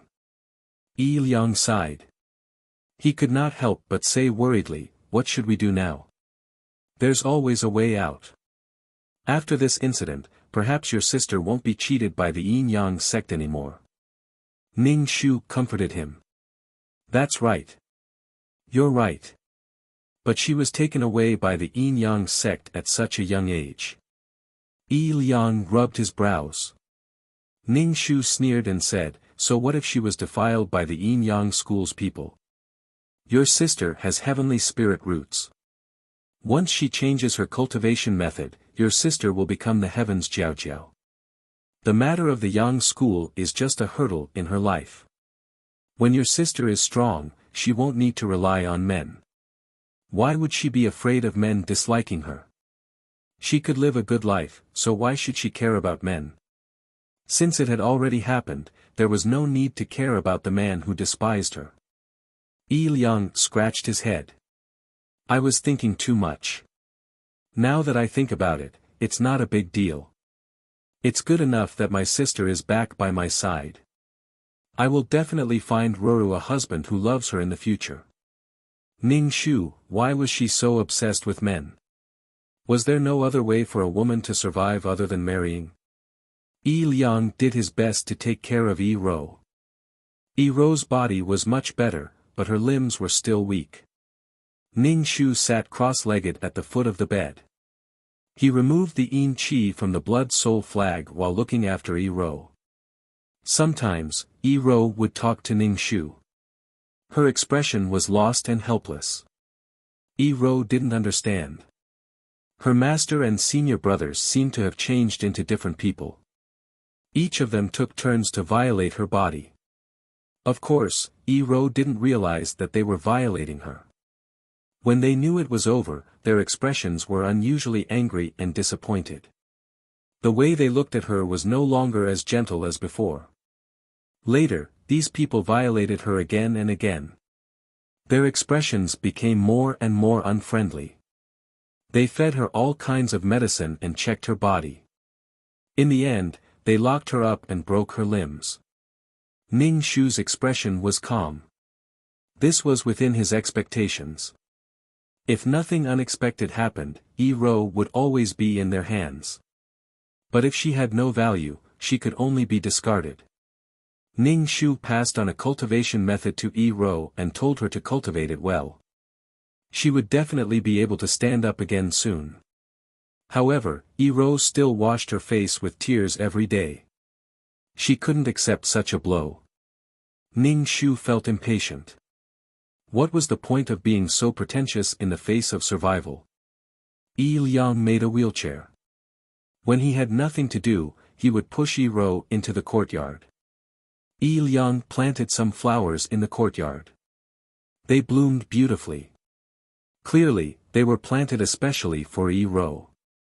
Yi Rou was still depressed. Ning Shu released the water dragon and said to Yi Liang, "Take your sister.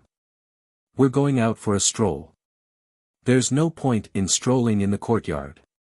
If we want to stroll, let's go further." Yi Liang jumped onto the water dragon with Yi Rou on his back. The water dragon slowly shuttled through the clouds and landed on the street. This was the market next to the small town. It was much more prosperous than the small town. Yi Liang walked on the street with Yi Rou on his back. Look. Ning Shu lifted his chin and looked at the corner of the street. There was an old woman. She was covered in dirt and had a broken bowl in front of her. If it weren't for your brother, you would be like this. Tortured to death by the Yin Yang sect. Ning Shu said faintly, "Only when you have food to eat, clothes to wear, and people to serve you will you have the heart to be sad. Your brother doesn't owe you anything. You have no right to accept your brother's care so naturally."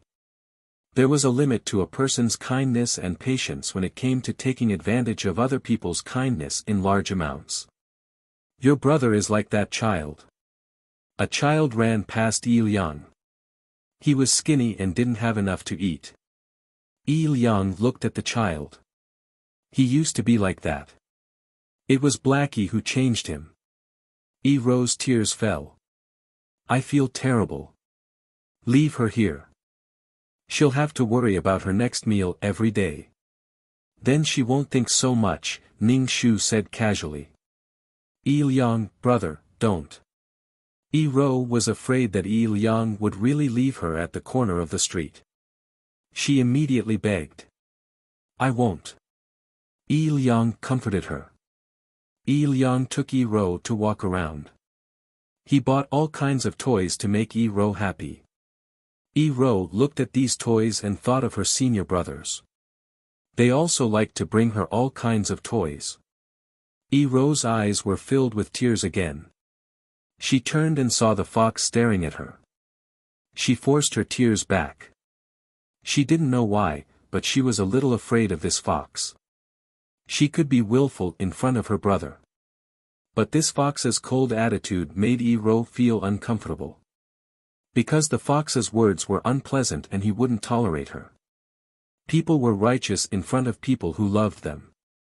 After walking around, the group went back. After Yi Ro went back, she started to cultivate according to the cultivation method Ning Shu taught her. Because the meridians in her hands and feet were broken, her cultivation speed was very slow. But fortunately, she had a celestial spirit root. Although the speed was slow, it was stable. It was faster than the average person with a mixed spirit root. Ning Shu saw that Yi Ro had started to cultivate and heaved a sigh of relief. If it wasn't for Yi Liang, she wouldn't have put in so much effort. Since it was to repay Yi Liang, she couldn't make Yi Liang's sister look like a ghost. Chapter 12:10. Ning Shu was doing all this for Yi Liang's sake. Otherwise, she wouldn't have bothered. If she could reunite Yi Liang and his sister, she might be able to accumulate some benefits. A celestial spirit root was a favorite for cultivation. The heavens had given her such a good resource, but she wasted it. It was too wasteful. On the contrary, those who were determined and wanted to go against the heavens and fight for their lives did not have such unique conditions. He felt that Yi Ro only had such good conditions to show that she was different. She was just giving the Yin-Yang sect a ladder. She had to have the reason and conditions to indulge in sex. Ning Shu peacefully purified the souls in the blood-soul banner. After Ning Shu's persistent exorcism, the baleful yin qi inside was greatly reduced. Without the nourishment of the baleful yin qi, the soul was exposed. Some of the souls were thin, while others were solid. As long as the last bit of yin energy was resolved, these souls could be purified. In his free time, Ning Shu asked Yi Ro, "Do you hate them?" "No, but I hate them. I just don't know why they did this to me," Yi Ro said in confusion. All right, a pure person's mind was pure. She didn't even hate them. "You will understand in the future," Ning Shu said lightly. Such a personality was suitable to be a canary. After a period of purification, the yin energy in the blood-soul banner was completely gone. Ning Shu said to Yi Liang, "Release the souls inside. You can see your parents." Yi Liang took the blood-soul banner and released the souls. Some of the souls were dull, while others were so thin that they almost disappeared. A black hole slowly appeared. These souls instinctively floated towards the black hole. Yi Liang tried his best to find his parents, but there were too many souls. Yi Liang couldn't find them at all. He could only keep calling for his parents. These souls passed through Yi Liang's body. Yi Liang still couldn't find his parents' souls. "Give me a strand of your hair," Ning Shu said to Yi Liang. Yi Liang plucked the hair without thinking. Ning Shu chanted an incantation, and the hair floated up. Ning Shu said, "Your parents are your closest kin. Follow the hair." Yi Liang stared at the hair without blinking and found the two souls holding hands. It was a man and a woman. The woman's soul was stronger than the man's. The man's soul was so transparent that it almost disappeared. "Father, mother." Yi Liang immediately called out. The woman turned her head in astonishment and looked at Yi Liang, speechless.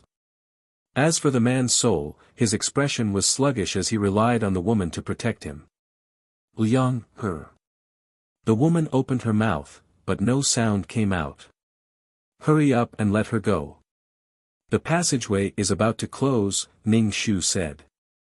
The black hole was getting smaller and smaller. Without entering the passageway, one would not be able to reincarnate. Until now, Ning Shu still hadn't figured out what the other half of the black hole was. Could it be hell? Mother, I will take good care of sister. Yi Liang said with tears in his eyes. The woman smiled at Yi Liang and led the man away, entering the black hole. The black hole became smaller and smaller until it finally disappeared as if it had never appeared. Yi Liang squatted on the ground, buried his head and cried for a long time. Then, he prepared memorial tablets for his parents and burned 3 sticks of incense every day. The days were peaceful and quiet. Apart from taking care of his sister, Yi Liang cultivated and improved his strength. Ning Shu guessed that Yi Liang wanted to destroy the Yin-Yang sect. However, Ning Shu recently had a strange feeling in his heart. He felt like something was staring at him. It was a dangerous and yearning feeling. Was she about to transcend the tribulation? She was not weak now. It was time for her to transcend the tribulation. Ning Shu bid farewell to Yi Liang. When Yi Liang heard that Ning Shu was leaving, he was stunned. He hurriedly asked, "Will you come back?" "Maybe, maybe not," Ning Shu said ambiguously. "Little Black, I hope you can come back," Yi Liang said to Ning Shu. Ning Shu nodded. "Maybe I will come back when I'm free. Cultivate well. In the future, you will definitely become incomparably strong. You will be able to protect the things you want to protect. Don't get involved in karma." Ning Shu jumped over the courtyard wall and ran into the forest. Ning Shu felt that he had done enough. He had repaid the favor of saving his life. Giving himself to him was pure nonsense. Ning Shu ran deep into the mountain. Tribulation clouds came from the horizon and floated above Ning Shu. Sure enough, he was about to transcend the tribulation. With a rumbling sound, a bolt of lightning struck Ning Shu. Ning Shu hurriedly dodged. However, the lightning seemed to have locked onto Ning Shu, making it impossible for her to dodge. A bolt of lightning struck Ning Shu. Ning Shu immediately felt a heart-wrenching pain. Her muscles and bones felt like they had been shattered. The fur on his body was charred, leaving behind a clump of black. Moreover, the lightning was getting stronger each time. Although the spirit qi in her body could alleviate her injuries, the lightning was too dense and showed no signs of stopping. Ning Shu did not know how other fays went through their tribulations. However, her lightning tribulation really came wave after wave. It did not stop at all. No wonder Bai Sanyang was smashed to pieces in the thunder tribulation, and her soul almost dissipated. Moreover, Ning Shu's heart could not help but think of the worlds she had experienced. There were also her biological parents and brother. Those were things that were very distant. Was this to draw out her inner demon? Ning Shu gritted her teeth to keep her emotions stable. After experiencing so many worlds, this was the first time she had gone through a tribulation. The lightning struck Ning Shu's body. Ning Shu's cells were wailing in pain. Ning Shu released the water dragon and let it temporarily block the lightning. She really could not breathe. With a loud bang, the lightning tribulation draped over the water dragon's body and split it into water droplets. Soon, these water droplets gathered and formed the water dragon to block the lightning tribulation again. One after another, the lightning tribulation struck the water dragon's body. The water dragon was split into water droplets again and again. However, it seemed that the water dragon was also getting stronger. Previously, it was split into water droplets, but now, it was only split in half and quickly merged back together. The thunder rumbled for a long time before the tribulation clouds finally dissipated. Ning Shu felt a powerful force enter her body, and her limbs slowly grew out of her body. Ning Shu was not wearing any clothes, her body was naked. Then, white clothes appeared on her body. These clothes should be made of her own fur. The feeling of transforming into a human form was really quite strange. Ning Shu was used to running on 4 legs. Walking on 2 legs, she felt that her center of gravity was not stable. Ning Shu looked at the water dragon that had blocked the lightning tribulation for her for a period of time. The water dragon's body was becoming more solid, and its eyes were becoming more spirited. After being baptized by the lightning tribulation, the water dragon became more spirited than before. She hoped that one day, the water dragon would be able to form its own intelligence. Ning Shu let out a long breath. She had finally survived this tribulation. In the face of the power of heaven and earth, human strength was so small. It was really frightening. Chapter 12:11.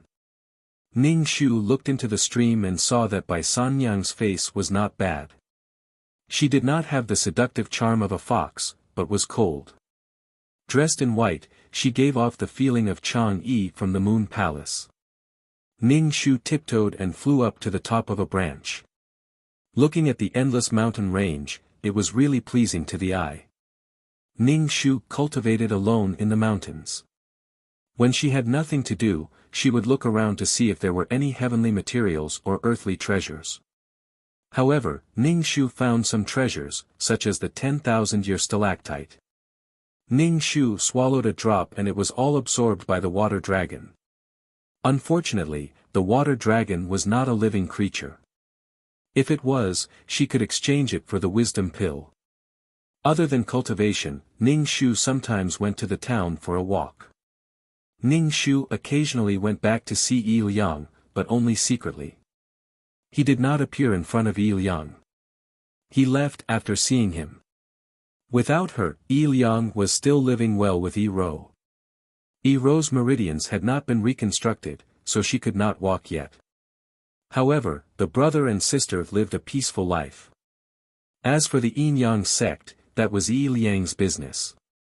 It had nothing to do with her. Ning Shu returned to the depths of the mountains and continued to cultivate, living an incomparably simple life. However, Ning Shu's heart was very calm. He was far away from the hustle and bustle of the crowd and noise. His heart was unprecedentedly calm. Ding, mission completed. Do you want to enter the mission world immediately? 2333's voice sounded in Ning Shu's mind. Ning Shu nodded, let's go. Ning Shu was in a daze for a moment. When he opened his eyes again, he was already in the system space. Ning Shu saw the wall of the system space. The black hole created by the fusion of the 2 beads was getting bigger and bigger.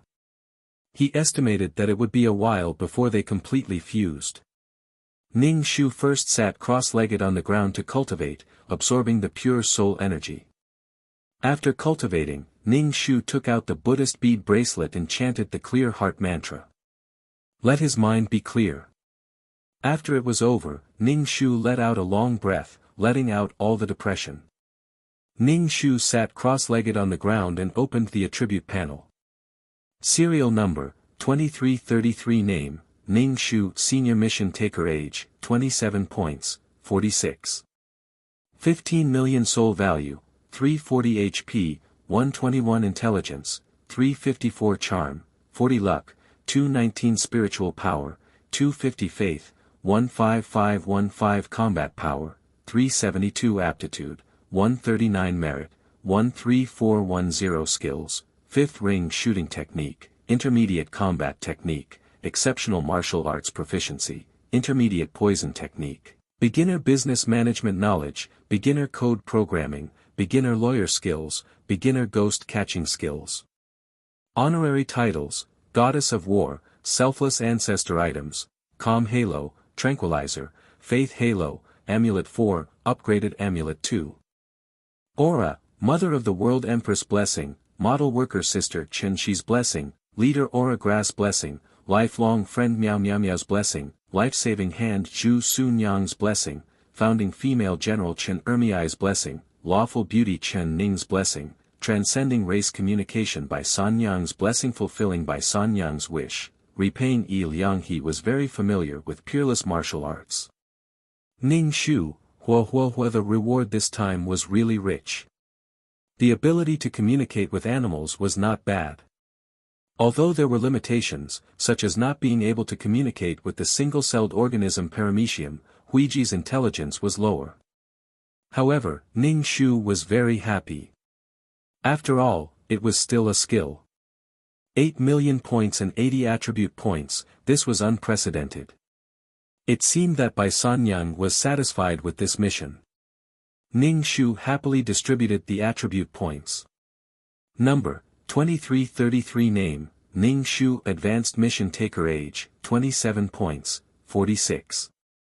158 million Soul, 340 Health, 12110 Wisdom, 35410 Charm, 4010 Luck, 21910 Spiritual Power, 25010 Faith, 155152000 Martial Power, 37220 Aptitude, 13910 Merit, 13410 Skills, 5th Ring Shooting Technique, Intermediate Combat Technique, Exceptional Martial Arts Proficiency, Intermediate Poison Technique, Beginner Business Management Knowledge, Beginner Code Programming, Beginner Lawyer Skill, Beginner Ghost Catching Skill. Honorary Titles, Goddess of War, Selfless Ancestor Items, Calm Aura, Calming Pill, Faith Aura, Amulet 4, Upgraded Amulet 2 Aura, Mother of the World Queen's Blessing, Model Worker Sister Chen Shi's Blessing, Leader Aura Grass Blessing, Lifelong Friend Miao Miao Miao's Blessing,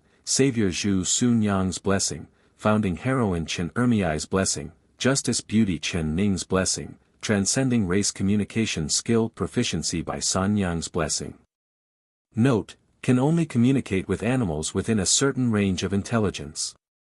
Bai Sanyang asked me to thank you, 2333 said. You didn't let her and Yi Liang form a relationship. The path of cultivation was very difficult, and there were many obstacles. A little carelessness could lead to death. A snake has a snake's path, a mouse has a mouse's path. Humans and demons have different paths, and they cannot be forced together. Ning Shu made an "oh" sound. As expected, giving herself to him was bullshit. Compensating someone was considered repaying a debt of gratitude. Ning Shu asked 2333, is there anything you fixed? The channel to the virtual space has been fixed. Ning Shu's heart leaped with joy. Was it finally fixed? Then I'll go take a look at the virtual space. Ning Shu stood at the entrance of the channel to the virtual space. After a moment of weightlessness, Ning Shu stood on a quaint green stone slab. There were mission enforcers coming and going around. Ning Shu waved his arm and went to the shop to exchange for some fasting pills. Because the system exchange mall was broken, he could only exchange here. However, fasting pills were not valuable, and many shops did not have them. Ning Shu also went to a few shops and finally bought them at a small shop.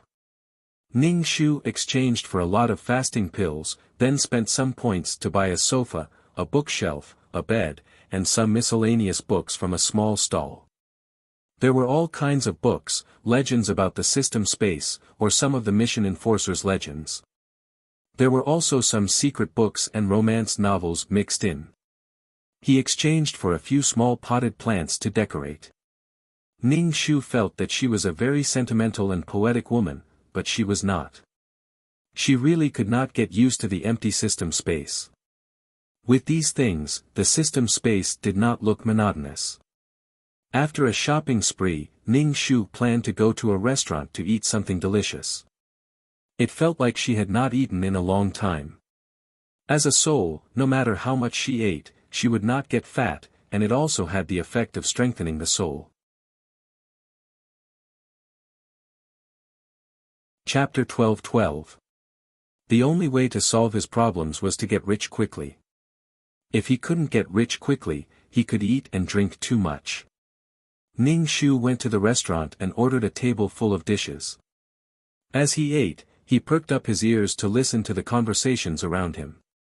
He listened to the gossip. Ning Shu was eating when someone sat opposite him. Ning Shu saw that it was Mei Ziqing.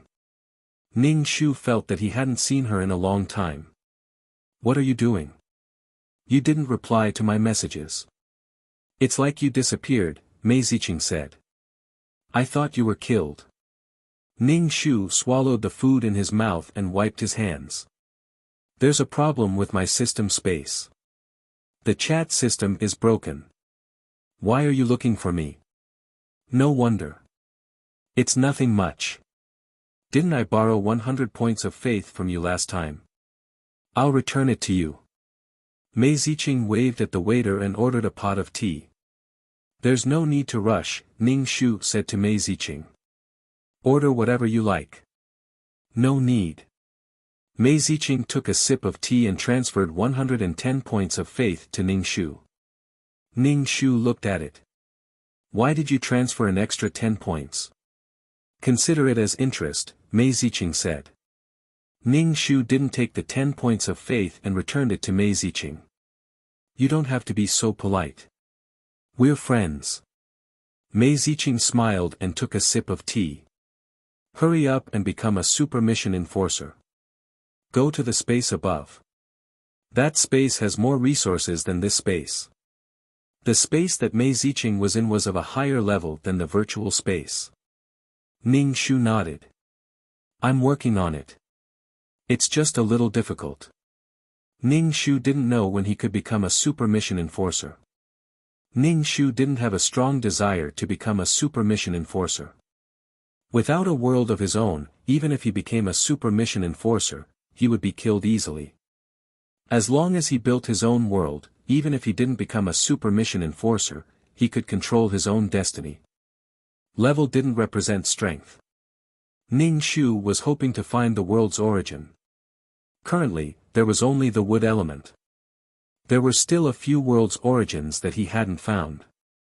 Ning Shu felt that he had a long way to go. Mei Ziqing chatted with Ning Shu for a while and then left after checking the time. Ning Shu watched as Mei Ziqing left. After finishing the food on the table, he strolled leisurely on the streets. Ning Shu bought some things from some stalls to decorate the system space. After returning to the system space, Ning Shu looked at the greatly changed system space and was in a good mood.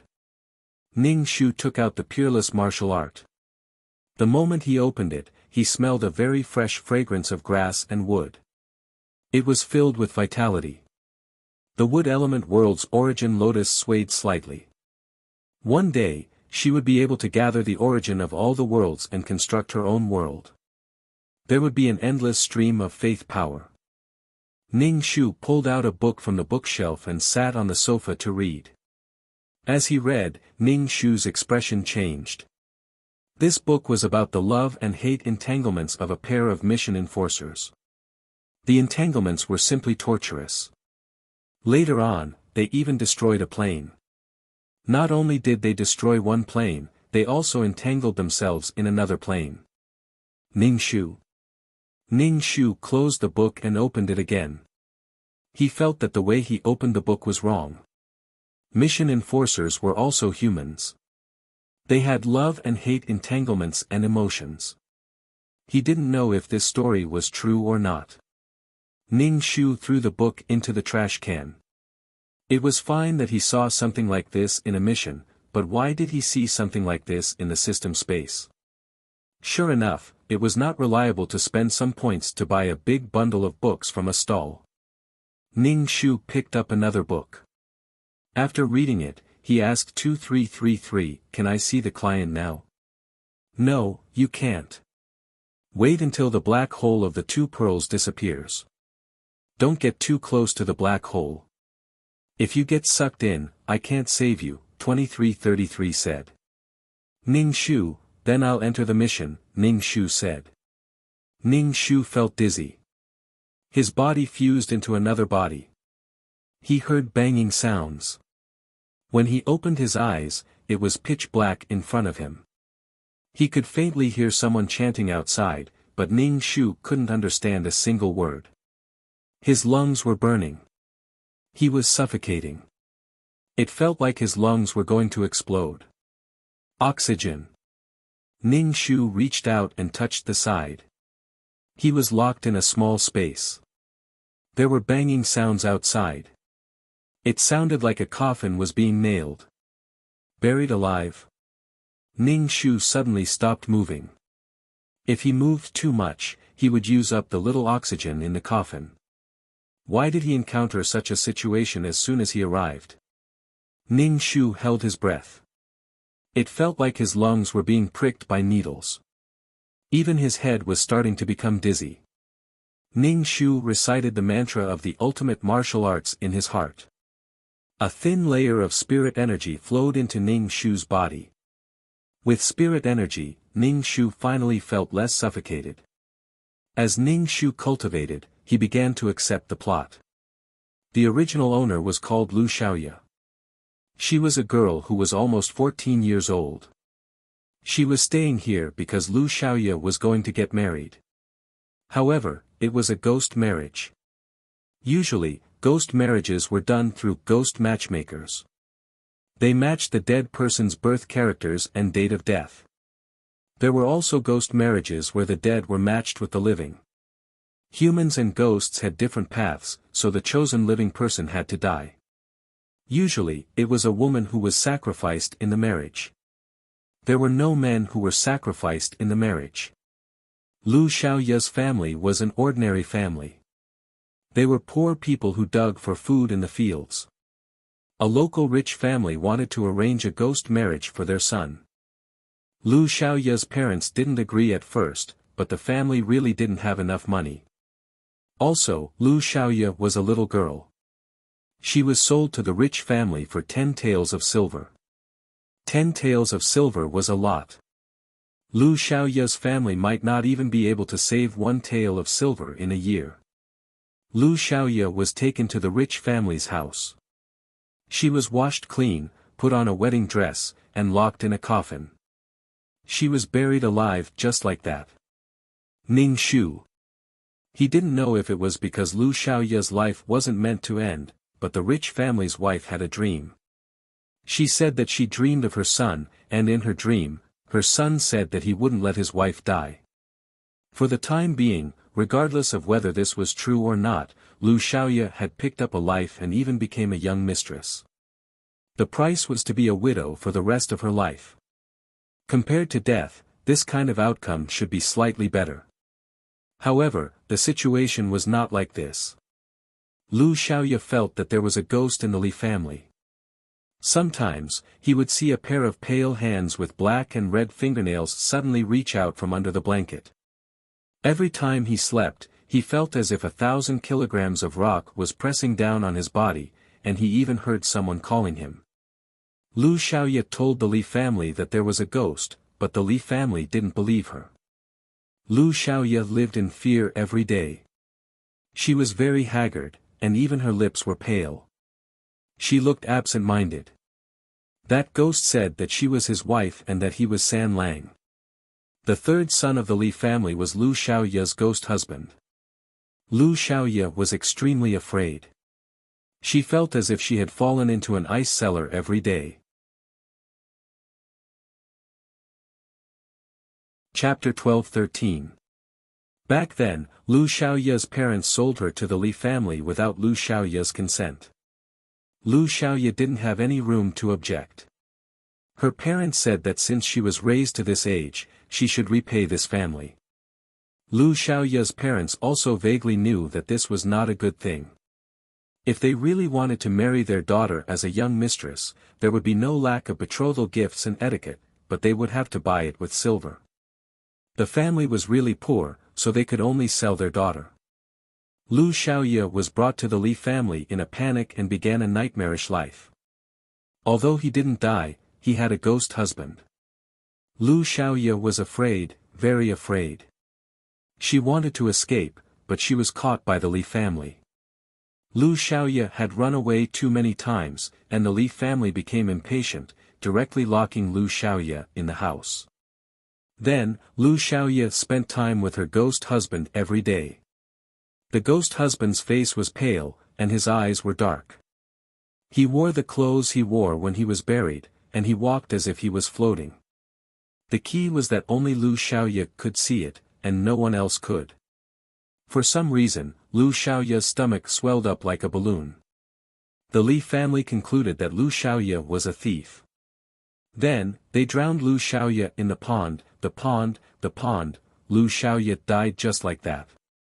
After Ning Shu accepted the plot, he was still in a daze for a long time. This plot really caught Ning Shu off guard, and then the family of three happily became ghosts. Lu Xiaoye's wish was to get rid of Li Sanlang. She was really afraid of Li Sanlang and wanted to leave the Li family. Ning Shu held his breath until his heart hurt. He couldn't help but take a deep breath and cultivate non-stop. From the beginning to the end, Lu Xiaoye didn't have any room to resist. She was sold by her parents like a commodity, and when she arrived at the Li family, she was first frightened by her ghost husband, and then she was invaded into a pig cage. Lu Xiaoye couldn't resist or escape. To Lu Xiaoye's parents, a daughter could be exchanged for a huge sum of money. It was worth it. To the Li family, Lu Xiaoye was bought by them, and they had the right to control Lu Xiaoye. No one cared about Lu Xiaoye's feelings. They didn't care about what Lu Xiaoye thought. Lu Xiaoye was the epitome of thousands of feudal women. Lu Xiaoye, who went with the flow, had no way to control her own fate. Ning Shu closed his eyes and began cultivating. In any case, he wouldn't die. He was waiting for that damned Li Sanlang to visit his mother in her dreams. The coffin was sealed, so the spiritual qi outside could not enter. Ning Shu had to rely on this spiritual qi to maintain the basic physiological needs of his body. It was unknown how Lu Xiaoye had stayed in the coffin until now. She waited for death in the darkness, listening to the people outside chanting the funeral scriptures. The feeling in his heart was indescribable. Ning Shu entered the state of turtle breath, which reduced the amount of energy his body needed.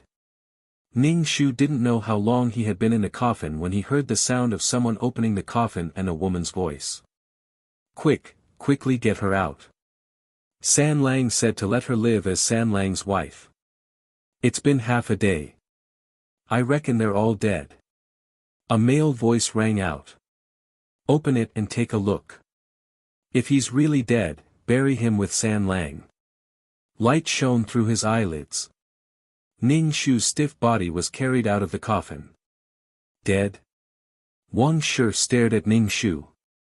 If he's dead, then put him back in the coffin. Ning Shu hurriedly opened his eyes weakly. His eyes couldn't adapt to the strong light, so he closed them again. He's still alive. Wang Shi raised her eyebrows and had someone carry Ning Shu into the room. Ning Shu took deep breaths, and his stiff body slowly softened. Wang Shi stood at the head of the bed and looked down at Ning Shu. Sanlang said to not let you die. He wanted you to be the young madam of the Li family. Consider yourself lucky.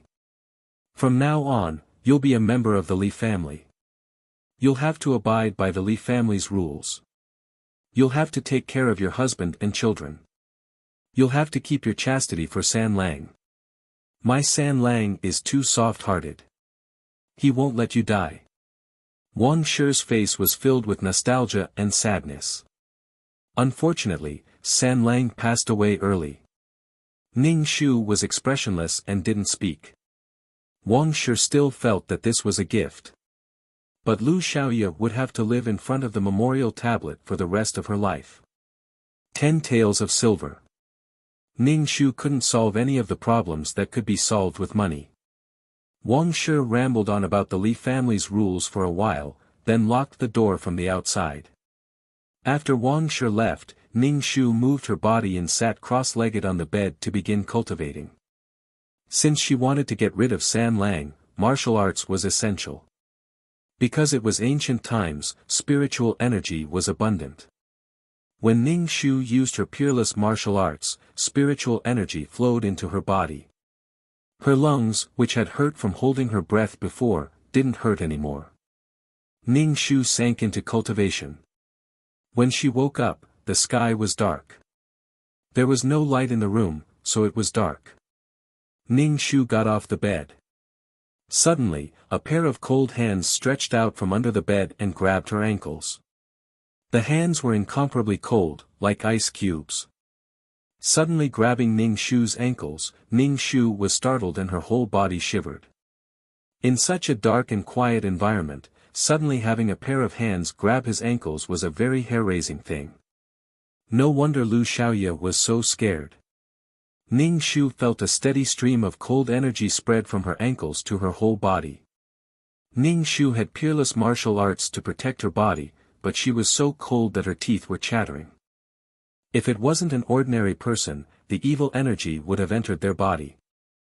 The owner of this hand should be San Lang. Ning Shu calmed down and shook her ankles, trying to shake off the hand.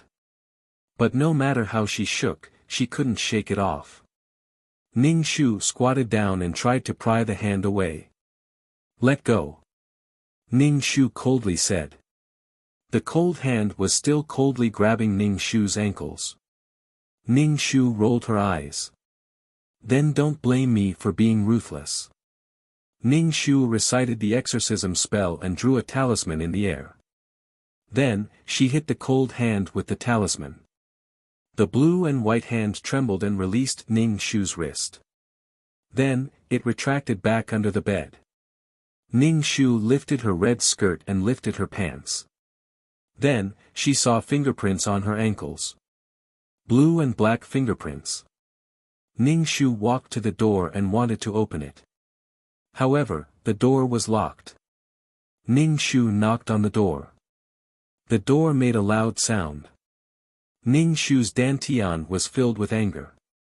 Then, she shouted, "I'm hungry, hungry, hungry, hungry, what are you shouting for?" Wang Shi took out the key and opened the door. Behind her, there were a few maidservants. The maidservants went into the room and lit the candles. The room suddenly became bright. Wang Shi let the maidservants put the dishes on the table. There were 2 dishes and a bowl of rice. The dishes were not bad. There was shredded meat and vinegar cabbage. For Lu Xiaoye, who couldn't see meat all year round, this kind of food was very good. Very good. The Li family was a rich family. Naturally, they were very particular about their food. However, Lu Xiaoye still chose to run away. Chapter 12-14. Lu Xiaoye was so scared that she almost had a heart attack when she saw a ghost that claimed to be her husband following her around. Lu Xiaoye was afraid of ghosts. She was willing to be a widow for the rest of her life, but she did not want a husband like this. "Eat. Don't say that the Li family has mistreated you," Wang Shi said calmly. Wang Shi was the wife of a rich family. Her hair was decorated with all kinds of hairpins, making her look radiant. Ning Shu did not stand on ceremony. She picked up her chopsticks and started eating. How could she have the strength to do so without eating? When Wang Shi saw that Ning Shu was about to bury her face in the bowl, she reached out to touch her temples and smiled arrogantly. When Ning Shu put down the bowl, Wang Shi said, "You will be staying in this room. You are San Lang's widow. Your identity is a bit unlucky. Don't wander around when there are guests in the house. You were supposed to sew up the vulva, but the Li family is a kind family." "There is no need for that," Wang Shi said magnanimously. Ning Shu.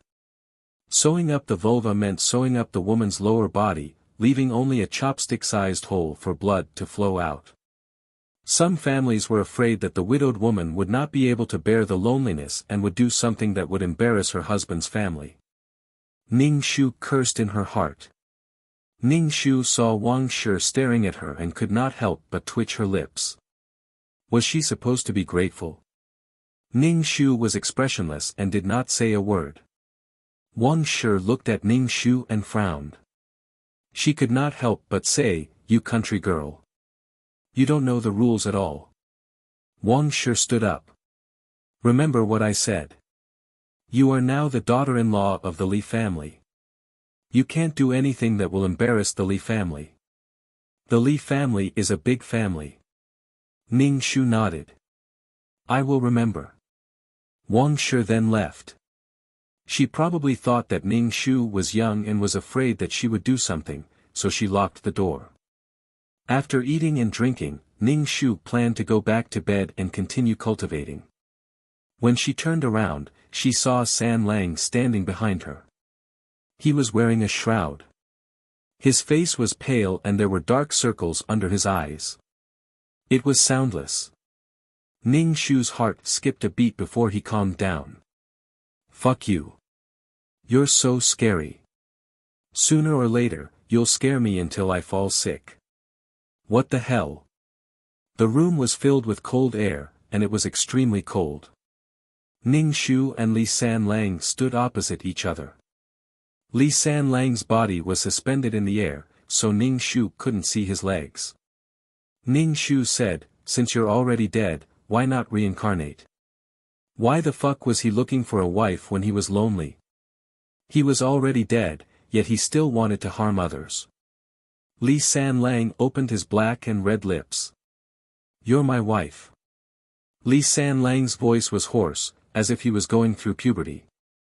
Li San Lang should only be 15 or 16 years old. Why would he marry a wife at the age of 15 or 16? Oh, I forgot that this is ancient times. You are my wife, Li San Lang said again. Ning Shu said indifferently, I don't want to be your wife. But you're already my wife, Li San Lang said.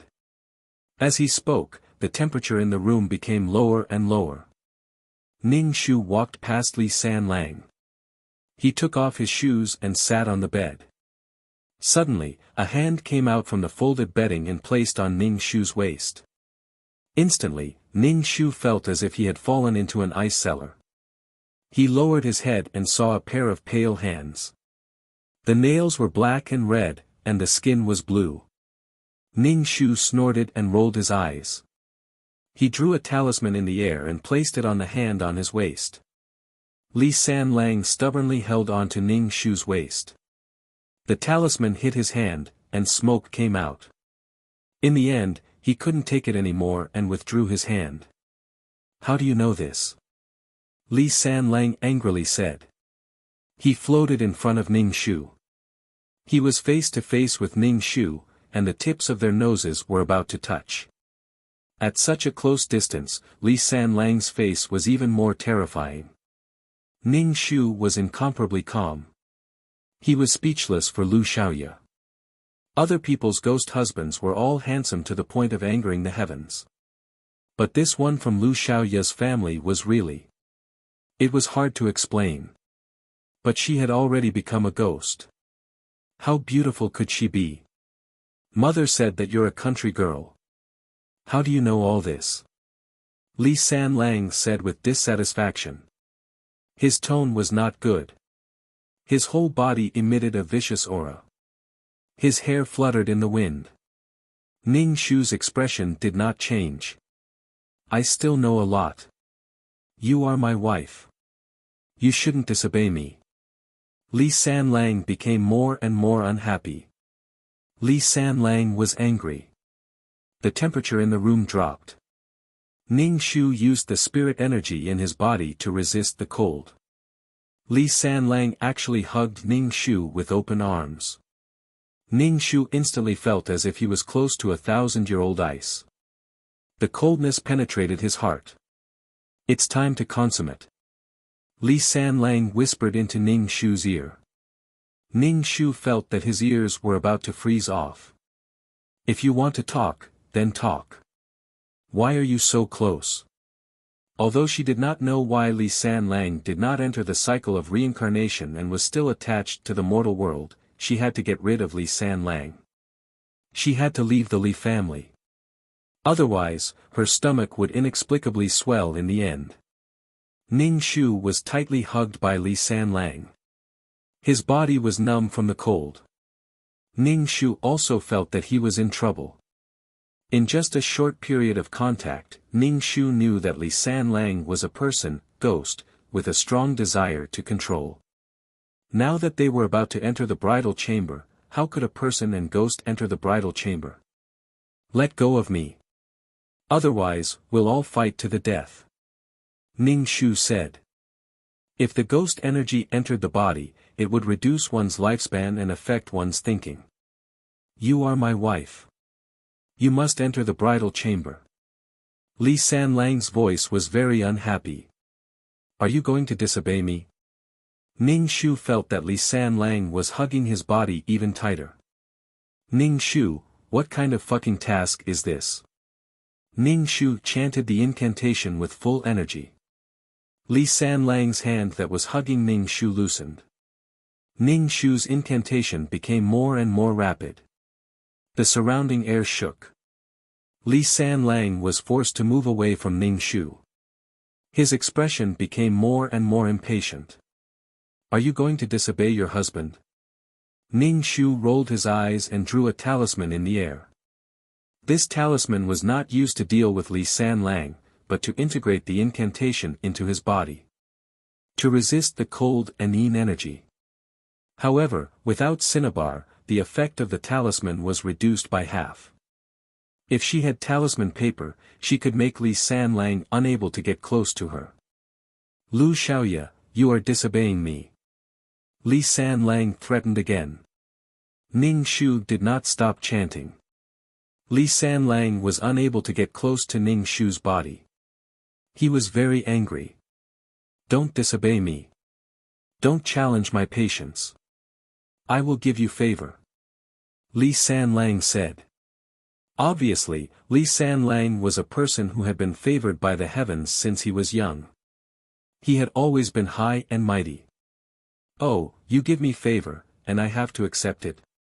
Humph, favor, and favor. Do you think I'm a pet? Ning Shu ignored Li Sanlang and closed his eyes.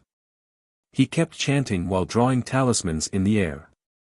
At the same time, he threw them at Li Sanlang. Li Sanlang was very angry. He flicked his sleeves and left. Chapter 12:15. The coldness in the air was not that strong anymore. It was obvious that Li Sanlang had left. Ning Shu opened her eyes. Through the gap of the window that was nailed shut, she saw the fog outside. The house Ning Shu was in seemed to be isolated on a lake. Fuck, it really looked like a haunted house. Ning Shu returned to his bed. He had to think about how to carry out this mission. The Li family had to leave. Even if she paid 10 taels of silver, the Li family would not let her go. Because he was a member of the Li family, and even if he died, he would be a ghost of the Li family. She did not sign a contract with the Li family. When Lu Xiaoya was brought to the Li family, she was placed in a coffin. Therefore, it was possible to slip away. Lu Xiaoya had slipped away many times and was caught. When she was a little stronger, she would leave. Ning Shu got up and sat cross-legged, planning to start cultivating. He had to leave this place and slowly plan in the future. He had to plan how to survive after leaving the Li family. Lu Xiaoya's parents' house was definitely not going back. She had already been sold. If she went back, it would be a disaster for them. Selling his daughter ruthlessly was also cutting off his parents' kindness. Selling his daughter for a ghost marriage. Even if she didn't die, she would still be a widow. Ning Shu counted her skills with her fingers. She could catch ghosts, but with Lu Xiaoya's fear of ghosts and timid personality, catching ghosts was simply a challenge to her heart. She might die at any moment. She might as well not be a gynecologist. She could make a living as a midwife. Ning Shu's plan was very good, but man proposes, God disposes. Ning Shu was not allowed to leave the house. When it was time to eat, the food was sent to Ning Shu's house and then locked up. The window was nailed shut, so Ning Shu could not go out. Until now, Ning Shu had only seen Madame Wang and a few servant maids. He had not seen Li Sanlang's father. The matters in the backyard were all managed by Madame Wang. Ning Shu did not even know the basic situation of the Li family. Ning Shu was not in a hurry. When he was a little stronger, he would violently tear down the roof and leave. She really didn't understand the meaning of this Ming Hun. For the sake of the so-called chastity, they wanted people to be buried with them. What the hell? Ning Shu sat on the stool and began to eat. Under the table, a hand grabbed Ning Shu's ankle. Ning Shu swallowed the food in his mouth expressionlessly while his other foot kept stepping on Li Sanlang's hand. He was always so elusive, scaring Lu Xiaoya to the point of going crazy. To be honest, Li Sanlang was like a lunatic. Living with such a person was simply too much. It was not difficult for Ning Shu to understand why Lu Xiaoya wanted to escape from the Li family and get rid of Li Sanlang. Life here was simply suffocating. Ning Shu kicked Li Sanlang's hand several times, but he couldn't kick it away. His feet were freezing. Ning Shu calmly and elegantly said, "Fuck," and then began to chant. Eating rice, damn it, if it was Lu Xiaoya, she would be so scared that the plates and chopsticks would fall to the ground and scream. Ning Shu drew a talisman in the air and hit Li Sanlang's green and white hand. Li Sanlang's breathing was rapid, and it sounded extremely eerie. "Lu Xiaoya, don't challenge my patience." Li Sanlang's voice came from under the table, but there was no one under the table. So scary. Ning Shu felt that Li Sanlang was a lunatic. He treated Lu Xiaoya like this, not because he liked Lu Xiaoya, but because he felt that Lu Xiaoya was his thing. It was the feeling of a plaything. Ning Shu picked up her chopsticks again to eat. She narrowed her eyes. She wanted to kill Li Sanlang. Li Sanlang was obviously developing in the direction of a malicious spirit. "I don't know how Li Sanlang died." "You want to kill me?" Li Sanlang suddenly said. Ning Shu calmly denied, "No." "Interesting, interesting." Li Sanlang said viciously. Ning Shu suddenly felt a huge force overturning her body, and she uncontrollably crashed into the wall. Ning Shu fell to the ground with a plop, clutching her chest and coughing. Ning Shu wiped the blood from the corner of her mouth. She was a little careless, but Li Sanlang's attack could not be seen, so it was inevitable that she would be hit. "I am your husband, you have to listen to me obediently." Li Sanlang's voice sounded in Ning Shu's ears, and Ning Shu could even feel a cold air entering her ears. Ning Shu stood up, and chuckled a few times. She looked around the room, but did not see Li Sanlang's voice. Even if he was invisible, there were still spatial fluctuations. Ning Shu was a very vengeful person. Even if they had to hurt each other, they wouldn't be able to get anything out of it. Ning Shu's fingers moved swiftly as she formed a seal. A talisman was shot towards a spot in the void. With a bang, a sound wave exploded, and Ning Shu could faintly hear a painful groan. The plate on the table fell to the ground, and fragments flew everywhere. A fragment flew directly towards Ning Shu's face. "If you don't listen, then die." The sinister voice sounded in every corner of the room. Ning Shu dodged the fragment, but the table, chair, cabinet, vase, and bed were all smashed by Ning Shu. Ning Shu, there were attacks coming from all directions, and a large bed was in front of her. Ning Shu took a deep breath, and stretched out her fist. Her fist was wrapped in a small transparent dragon-shaped force, and she slammed it on the bed. The solid wooden bed was instantly smashed into pieces, and the wooden planks flew everywhere. Ning Shu had smashed the other attacking objects. Ning Shu saw spatial fluctuations, and with a cold expression, she found that there was a dragon-shaped force behind the talisman. The talisman hit the air, and the dragon-shaped force passed through the invisible Li Sanlang. Ning Shu did not know how Li Sanlang was doing, but the room had quieted down, so he should have left. Ning Shu sat on the ground weakly, panting heavily. She did not expect to have a confrontation with Li Sanlang so soon. A maid came to get the bowls and chopsticks, and when she opened the door, she saw the mess in the room. She stared at Ning Shu, who was sitting on the ground, in shock. The maid immediately turned and went out, locking the door. Soon, there was the sound of messy footsteps outside, followed by the sound of the door being unlocked. Wang Shi stood outside the room, and when she saw that there was no place to stand, she asked, "What are you doing?" Ning Shu screamed and ran out of the room. "There's a ghost." Wang Shi stumbled when Ning Shu bumped into her. "What are you doing? Are there any rules?" "There's a ghost, there's a ghost." Ning Shu ignored her and ran towards the door. It would be best if she could run away. Wang Shi immediately saw through Ning Shu's intentions, and shouted to the maid beside her, "Hold her back, this damned girl has a lot of tricks up her sleeves." The maid immediately rushed towards Ning Shu. With Ning Shu's strength, these maids could not do anything to her. However, a force of unknown origin rushed into her body, making her unable to control her body. Soon, she was held down by the maids. Ning Shu, fuck, was she possessed by a ghost? Throw her in. The Li family provided her with good food and a good place to stay, and she still wants to run away, ungrateful thing.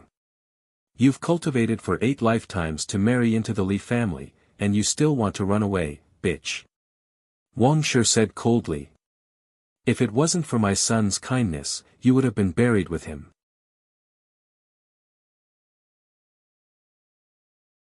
Chapter 12-16. Ning Shu was held up and had no strength at all. She was thrown into the room by the 2 maidservants. The room was already a mess.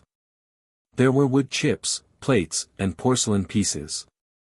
Ning Shu was inevitably hurt when she was thrown in like this. Wang Shi stared at Ning Shu.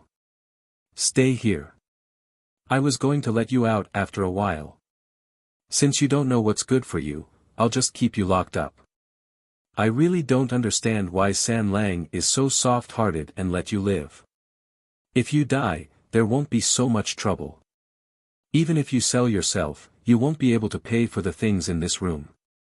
Don't expect me to prepare anything for you." Wang Shi complained as she locked the door. Ning Shu took a deep breath. Her arm was hurt, but she had no strength. An extremely cold aura gathered in her body. Then, a force broke out of Ning Shu's body. Li San Lang floated in front of Ning Shu. "Don't try to escape. You're my wife, so you're mine. If there's a next time, I'll kill you." Ning Shu gradually regained control of her body. She raised her arm, which was pierced by a piece of porcelain. Li San Lang squatted down and looked at Ning Shu's arm. "I told you to be obedient, but you didn't listen. Now you're injured." Ning Shu looked up and saw Li San Lang's terrifying face, which was expressionless. Li San Lang stretched out his pale hand and touched Ning Shu's wound. "Next time, you have to be obedient. If you don't, I'll cut off your leg so that you can't run anymore." Ning Shu looked up at Li San Lang. She silently calculated in her heart. She didn't have any tools or cinnabar. She couldn't do anything to Li San Lang with her current strength. Instead, she might anger Li San Lang. "Lu Xiaoya, you're really ugly," Li San Lang said. Ning Shu wiped the blood on her arm. "So what if I'm ugly? Anyway, I can't see it. The one who's disgusting is you." Lu Xiaoya was a country girl. She did everything. Her skin was rough and dark. How beautiful could she be? If not for this matter, he would have spent the rest of his life facing the yellow earth and the sky. Although his days were tough, his life was peaceful. "But I won't despise you," Li San Lang said again. Ning Shu's heart didn't waver at all. "Whether or not you despise me is your own business. Do you expect me to be grateful to you? What I look like is my business." The room was in a mess. Ning Shu stood up and tidied up a place where he could sit cross-legged and cultivate. Li San Lang had been floating beside Ning Shu, watching Ning Shu pack his things. Ning Shu asked, do you hate me? I don't even despise you for being ugly. Ning Shu, he. Li Sanlang suddenly grabbed Ning Shu's neck. Do you not like me? Fuck, he's crazy. Ning Shu's neck was being choked, and he couldn't breathe. His fingers moved rapidly as he cast a spell. The spell hit Li Sanlang's body, causing black smoke to rise from Li Sanlang's chest. Ning Shu clenched his fist and punched at Li Sanlang. However, his fist went through Li Sanlang's body. Punches were useless against Li Sanlang, who didn't have a physical body. These little tricks are useless against me. You are provoking me. Li Sanlang tightened his grip on Ning Shu's neck. Ning Shu's lungs hurt as if needles were stabbing into them. Why was she always the one who got hurt? She was nailed in a coffin. Now, she was possessed by a ghost and was being choked by a ghost. Ning Shu silently remembered this in his heart. He must make Li Sanlang's soul dissipate. Ning Shu's fingers moved even faster. This spell almost drained all the spiritual energy in Ning Shu's body. The golden spell hit Li Sanlang. Li Sanlang was forced to let go of Ning Shu. Ning Shu fell to the ground. He hurriedly breathed in. He clutched his chest and coughed. He stared at Li Sanlang. Li Sanlang was hit by the spell. His body emitted black smoke. There seemed to be a hole burned in his clothes. Li Sanlang stared at Ning Shu with red eyes. Blood seemed to be dripping from his eyes. His figure instantly disappeared. Ning Shu clenched her teeth and set up a simple Yang gathering formation and spirit gathering formation. The Yang gathering formation could gather the surrounding Yang Qi. Li Sanlang was an evil being. In a place where Yang Qi was abundant, it would definitely have a weakening effect. The spirit gathering formation could gather the surrounding spiritual energy. It would have an auxiliary effect for his cultivation. After setting up the formation, Ning Shu directly sat cross-legged on the ground and began to cultivate. When he was strong enough, he would be able to deal with Li Sanlang. Violence couldn't solve the problem, but it could deal with the person who created the problem. The surrounding spiritual energy slowly gathered and flowed into Ning Shu's body, slowly forming qi. However, the spiritual energy in this world couldn't be compared to the spiritual energy in the cultivation world. This cultivation session lasted until the next morning. Ning Shu looked at the window that was nailed shut by wooden planks. He gathered his qi in his dantian and kicked the window open. Then, he ran out of the room. The Li residence was very big. Ning Shu avoided the servants and maids. Just as he was about to climb over the wall, he was bounced back. Ning Shu fell to the ground. He saw Li Sanlang floating on the wall. Ning Shu's pupils shrank. It was daytime now, and Li Sanlang appeared under the sun so casually. Li Sanlang was stronger than he thought. He was clearly hit by her spell yesterday, but he didn't seem to be injured. How could this be? Damn it! Li Sanlang floated in front of Ning Shu. He tilted his head and looked at Ning Shu. You still want to run away? I have to give you a little punishment. Ning Shu's body tensed up. He stared at Li Sanlang. Why was Li Sanlang injured and his strength not reduced? What was the reason? No wonder Lu Xiaoye couldn't run away. It seemed that if he wanted to leave, he had to deal with Li Sanlang. Ning Shu's expression was solemn. He formed a seal and attacked Li Sanlang. Ning Shu quickly set up a Yang gathering array. The surrounding Yang Qi gathered on Li Sanlang's body, causing Li Sanlang's body to emit black Qi. Li Sanlang raised his hand and looked at his body. Lu Xiaoye, you shouldn't be Lu Xiaoye. Lu Xiaoye is a country bumpkin. She doesn't know these methods at all. No matter who you are my wife. As a wife, you should be obedient. If you don't, you will be punished. Li Sanlang said indifferently. Ning Shu couldn't help but let out a breath. Crazy. Ning Shu's fingers flew. Another seal flew towards Li Sanlang's body. Ning Shu suddenly thought of the Buddhist bead bracelet that little monk Huiji gave her. Ning Shu's idea moved. The Buddhist beads appeared on Ning Shu's wrist. The moment the bracelet appeared, the smell of sandalwood floated in the air. There was a faint sound of Sanskrit. When the Buddhist bead bracelet appeared, Li Sanlang took a few steps back. He stared at the Buddhist beads with disgust. Ning Su saw Li Sanlang's actions and knew that the Buddhist bead bracelet was useful. There was finally something that could restrain Li Sanlang. Put this thing away. I don't like it. Li Sanlang said gloomily. Ning Shu turned his wrist. The round Buddhist beads rolled up and down. Li Sanlang took another step back. He stared at the Buddhist beads. His face was filled with disgust.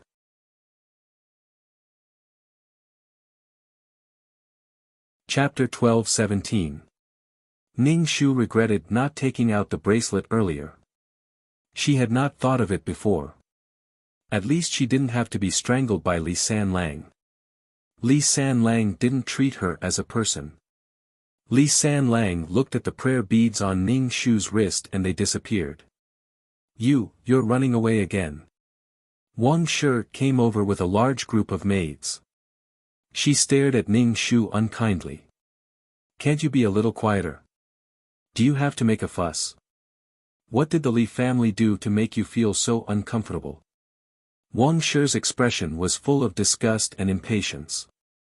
She looked at Ning Shu with a murderous glint in her eyes. Seeing that Li Sanlang had left, Ning Shu was about to jump over the wall, but she was blocked by something and fell down again. Ning Shu was speechless. What the hell was that? Catch her, Wang Shi said impatiently. Ning Shu dodged the maids and said to Wang Shi, I know I was wrong. Please don't lock me up. I grew up in the countryside. It's uncomfortable to be locked up. Ning Shu had to find a way to deal with Li Sanlang. Why did Li Sanlang become such a malicious spirit? Otherwise, she would never be able to leave the Li family. Wang Shi snorted. You're just a widow. What if you offend the guests? The Li family is a big family. Ning Shu was speechless. She made it sound like the Li family was a member of the royal family. They were just merchants. In the hierarchy of scholars, farmers, businessmen, merchants, and farmers, merchants, and businessmen weren't considered big families. I know. I won't wander around. I'll just walk around in my yard. I won't go to the front hall, and I definitely won't offend the guests, Ning Shu said with her head lowered. Wang Shi thought for a moment and snorted. You better keep your word. Otherwise, you'll be buried with them. Ning Shu nodded obediently. Why aren't you going back? Wang Shi looked at Ning Shu and said unhappily. Ning Shu nodded and returned to his courtyard with his head lowered. Returning to the messy house, Ning Shu sighed in his heart. Sitting cross-legged on the ground, Ning Shu looked at the Buddha beads on his wrist. He did not know how long the Buddha beads would last. Ning Shu felt that Li Sanlang had an endless supply of power. If it had been a normal ghost, her charms would have been able to destroy it. However, Li Sanlang had been hit by the charms and did not suffer any losses. Even if he had been weakened at that time, when he appeared again, he would be alive and kicking. What the hell? Ning Shu took a deep breath and began to cultivate. After cultivating for an unknown amount of time, Ning Shu opened his eyes. The sky was already dark. She guessed that she had angered Wang Shi, so no one came to send her food. She had not eaten a drop of water for more than a day. Ning Shu got up from the ground and prepared to go out to find something to eat. Ning Shu opened the door and saw Li Sanlang floating at the door. The bracelet on Ning Shu's wrist flashed. Li Sanlang used his hand to block the golden light and retreated far away. Ning Shu laughed and was quite smug. Then he prepared to go to the kitchen to find something to eat. Li Sanlang did not dare to get too close to Ning Shu and just floated around. Ning Shu ignored him. He found some pastries in the kitchen and ate them to fill his stomach. When his stomach was full, Ning Shu remembered that he had exchanged for fasting pills. It had been too long since he had used fasting pills and had forgotten about it. With fasting pills, he did not need to worry about food. Why are you like this? As long as you are obedient, I will let mother give you something to eat. Li Sanlang said as he floated not far away. Ning Shu turned a deaf ear to Li Sanlang's words. Li Sanlang's face became ferocious. However, he was afraid of the Buddha beads and could not get close to Ning Shu. Ning Shu raised his hand and waved it. He returned to his room in a graceful posture. Li Sanlang stared at Ning Shu's back with bloodthirsty eyes. His whole body was emitting black gas. After returning to his room, Ning Shu continued to cultivate. He did not believe that he could not defeat Li Sanlang. The 1,000-year Ghost King had just passed, and this ghost was still doing it. Even if he could not kill him, he would die together with him. The next morning, someone kicked open Ning Shu's door. Wang Shi walked in, followed by 2 servants and a few maids. Wang Shi walked in and stared at the Buddha beads on Ning Shu's wrist. She said coldly, "Hand over the Buddha beads." Ning Shu put his hands behind his back and took 2 steps back. "This is my thing. Why should I hand it over? Who allowed you to bring these things? Do you know that Sanlang told me in a dream that the beads on your wrist made him feel pain? As Sanlang's wife, how can you do something that makes him feel pain? Give it to me." Wang Shi stretched out her hand. Ning Shu slightly raised his chin and said in disbelief, "Just because a dead person told me in a dream, you want me to hand it over? Why? This is my thing." Li Sanlang could not do anything about the Buddha beads, so he turned to his mother. "Useless thing. What do you mean it's yours? The Li family bought you with 10 taels of silver. Your life is the Li family's. What else is yours? Give it to me." Wang Shi stretched out her hand to snatch Ning Shu's bracelet. Ning Shu kicked Wang Shi in the stomach and sent her flying far away. She fell to the ground with a thud. Wang Shi held her stomach and cried out in pain. Her glossy hair was stained with dust and her hairpin was crooked. She looked very embarrassed. Wang Shi was trembling with anger. She pointed at Ning Shu and said, "You are too daring. You dare to hit me." It was simply overturning the sky. The maids quickly helped Wang Shi up. Wang Shi held her stomach and angrily shouted to the servants, "Catch her and let her know the Li family's rules. How dare you hit me?" Wang Shi was furious. She was like a lion king whose authority and land were violated. She was so angry that she wanted to tear people to pieces. In this backyard, Wang Shi was the high and mighty person who could control everything. She could control the fate of the maids, manservants, daughters-in-law, and concubines. Now, she was beaten by a country girl. The manservants and maidservants swarmed forward. Ning Shu swept her leg and tripped these people to the ground, kicking them away one by one. "Ah!" Wang Shi screamed and was pinned under a manservant. The manservant got up with an ashen face. Wang Shi slapped him in the face and said, "Presumptuous thing." The manservant covered his face and stepped back in fear. "Lu Xiaoya, you are simply overturning the sky." Wang Shi stared at Ning Shu fiercely and turned to leave. Ning Shu turned his head to look at Li Sanlang, who was floating outside the window. Li Sanlang's eyes were red and bleeding. He stared at Ning Shu. Ning Shu could roughly figure out a pattern. Usually, this was when Li Sanlang was about to get angry. "Are you protecting your chastity?" Li Sanlang stared at Ning Shu with his blood-red eyes. "It doesn't matter whether I am chastity or not. Chastity was something that men imposed on women. If she was willing, she was willing. If she was unwilling, she was unwilling. No one forced her. I just don't like being with a ghost. Ning Shu said coldly.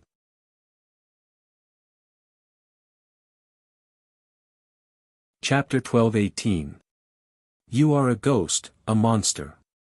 Ning Shu looked at him with disdain. What did you say? Li Sanlang turned into black smoke and pounced towards Ning Shu, but he was quickly blocked by a light. Ning Shu formed a seal and his fingers moved faster and faster, creating an extremely complicated talisman. The talisman turned into a golden light and flew towards Li Sanlang. Li Sanlang's body was almost scattered by the talisman and disappeared in the blink of an eye. Ning Shu hurriedly followed. When he left the room, he couldn't see where Li Sanlang went. Where did Li Sanlang hide? Ning Shu thought for a moment and decided to go to the Li family's ancestral hall to take a look. Other than the ancestral tablets, Ning Shu couldn't think of any other place for Li Sanlang to stay. Even if Li Sanlang was powerful, he still needed something to stay in and couldn't float forever. However, Ning Shu didn't know where the Li family's ancestral hall was. If he asked someone, no one in the Li family would be willing to talk to him. Ning Shu planned to find the ancestral hall while it was dark. It was too eye-catching during the day.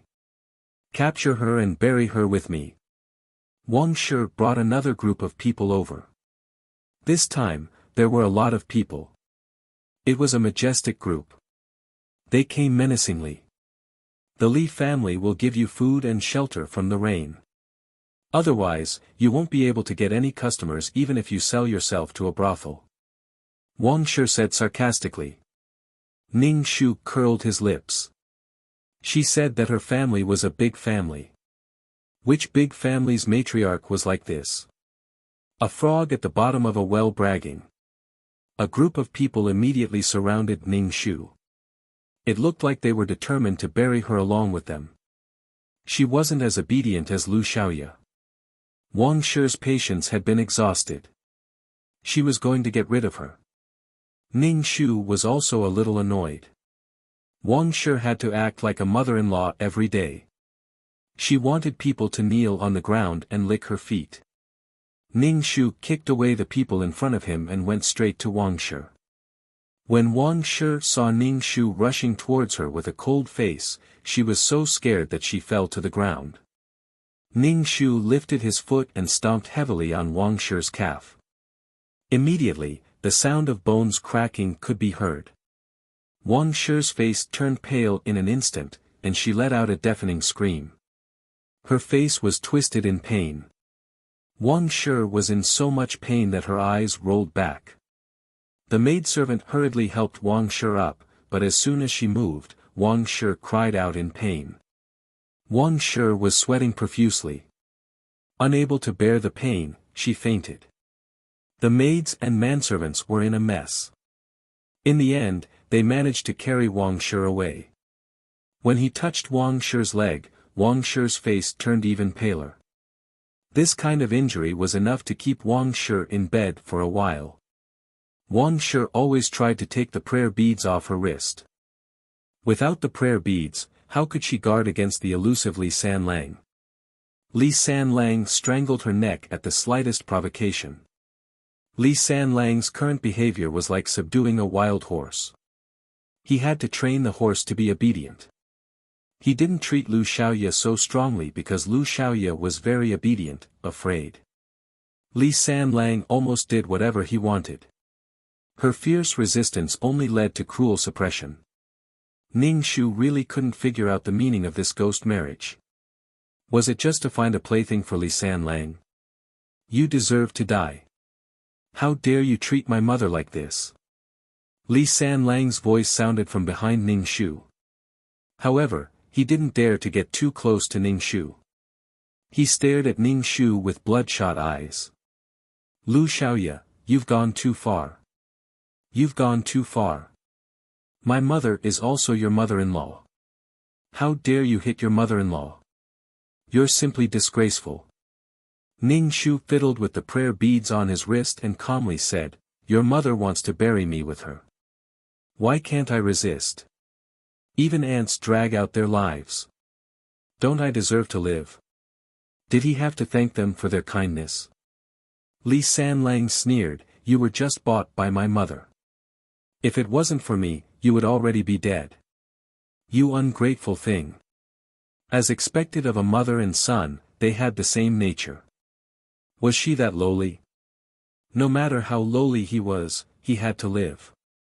Even if he was a salted fish, he had to be the saltiest one. Ning Shu sneered, his fingers flying as he chanted an incantation, if you want me to be obedient, even if I die, I will drag you down with me. Li Sanlang's eyes turned even redder, I originally wanted to give you a chance to become my wife. I will let you be with me forever and let you live forever, but you actually don't know what's good for you. Ning Shu hurriedly chanted an incantation, and the golden talisman shot towards Li Sanlang. Li Sanlang was clearly a bit weaker. Who said I want to live with you forever? Who said I want to be your wife? I don't need your favor, and I don't need your favor. What was a favor? If you want to choose your own life and break someone else's life into pieces, what was a favor? Bitch. Li Sanlang scolded, treacherous. Resistance was treacherous, and there was something even more treacherous. Ning Shu wanted to kill her husband. Ning Shu chanted Taoist scriptures and moved the prayer beads. The air was like a drop of water falling into a pond, creating layers of ripples.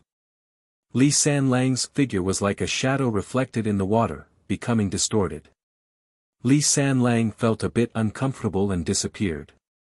Lu Xiaoya, I will kill you. A gloomy and terrifying voice floated. Ning Shu's expression didn't change. No one could stop her from leaving the Li family. If people blocked her, she would kill them. Because the head of the family was injured, the Li family was a bit chaotic. Wang Shi was lying on the bed and crying in pain. The doctor came to take a look and said that Wang Shi's leg would take a long time to recover. After all, the bone was injured. 100 days was enough for Wang Shi to lie down. Wang Shi was so angry that she gritted her teeth. She would definitely make Lu Xiaoya suffer. It would be too easy for her to be buried with her. Wang Shi complained to her husband that Lu Xiaoya was here to curse their family. Her son said in a dream that he was in pain. Wang Shi gritted her teeth and said that she would never let Lu Xiaoya reincarnate. Her soul would suffer forever and be tortured endlessly. She was just a bitch bought with 10 taels of silver, but she dared to hurt her and hurt her leg. Li Sanlang's father sent someone to invite the Taoist priest of Baiyun Taoist temple over to hold a funeral. Wang Shi was injured, and no one came to bother her anymore. Ning Shu's ears finally quieted down. Taking advantage of the dark, Ning Shu looked for the ancestral hall from house to house. She couldn't find the ancestral hall. What was going on? Did the Li family not have an ancestral hall? Impossible. Didn't merchants, rich people, and nobles care about the prosperity and inheritance of the family the most? They cared about feng shui the most. The Li family didn't even have an ancestral hall. It could only be that the ancestral hall was hidden in a place she didn't know. Why did they hide the ancestral hall? Could it be that there was something fishy about the ancestral hall? Ning Shu couldn't leave the Li family. Otherwise, he would get a big bag of knockout drugs and knock everyone in the Li family unconscious. Then, he would look for the ancestral hall in the secret room.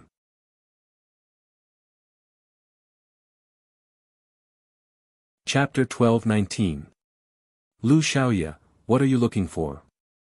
Li Sanlang's gloomy voice sounded again. Ning Shu indifferently turned around and stared at Li Sanlang, then her pupils constricted. Li Sanlang had recovered his strength. He was clearly injured by her talisman before, but why did he still look fine? Damn, tell me, what kind of cheat did you use? Why do you care what I'm looking for? Ning Shu's eyes turned and then prepared to look for the secret room in each room. She didn't believe that the Li family didn't have an ancestral hall. There was no place for the ancestral tablets. What are you looking for? Li Sanlang saw Ning Shu sneaking into a room and groping around. Li Sanlang wanted to stop Ning Shu, but the light from the Buddha beads made it difficult for him to resist. Lu Xiaoya, don't challenge my patience, do you know what you are doing? Li Sanlang's eyes were red, looking very scary in the dark night. Ning Shu didn't pay attention to Li Sanlang at all. Now he was arguing with her, threatening her, because he couldn't do anything to her. This was the study room, which should be Li Sanlang's father's room. Ning Shu touched the antiques on the shelf, as well as the vases, to see if there was any mechanism. Li Sanlang suddenly rushed in front of Ning Shu, not afraid of the golden light from the Buddha beads, and reached out to strangle Ning Shu's neck. Ning Shu dodged, being strangled by you several times. If she was still being strangled, then she was an idiot. Li Sanlang was very close to Ning Shu. Ning Shu quickly took off the Buddha beads on his wrist and hung it on his finger. With the Buddha beads hanging on his palm, Ning Shu slapped Li Sanlang's chest. Li Sanlang, who was stained by the Buddha beads, roared in pain, his hair flew in the air, blood veins appeared on his pale face, and blood flowed out from his red eyes. Tears of blood flowed down his pale face, making people feel even more fearful. The surrounding wind blew, the shelves were blown over, and the porcelain antiques all fell to the ground. Fragments flew everywhere, and paper flew everywhere. Ning Shu clasped her hands, grabbed the prayer beads, and ran away. When he turned around, he saw that Li Sanlang's soul had turned illusory. Ning Shu walked out of the study and prepared to jump over the wall and escape. He was trapped in the Li family and his hands were tied. If he had the ability, he would go out and fight. But Ning Shu was bounced back. Ning Shu sat on the ground, dumbfounded. What the fuck was going on? Why couldn't she leave home? Could it be a barrier? However, Ning Shu did not sense any formation arrays. If it was a spirit array, there would definitely be traces of it. Ning Shu let out a long sigh. What kind of weird situation was this? The huge commotion in the study had already woken everyone up. Even a person who was sleeping soundly would be woken up by such a loud noise. Ning Shu tried again, but he was still bounced back by an unknown force. He gave up on leaving the Li family. He had to figure out what was going on. Oh my god, this ghost story made Ning Shu feel numb.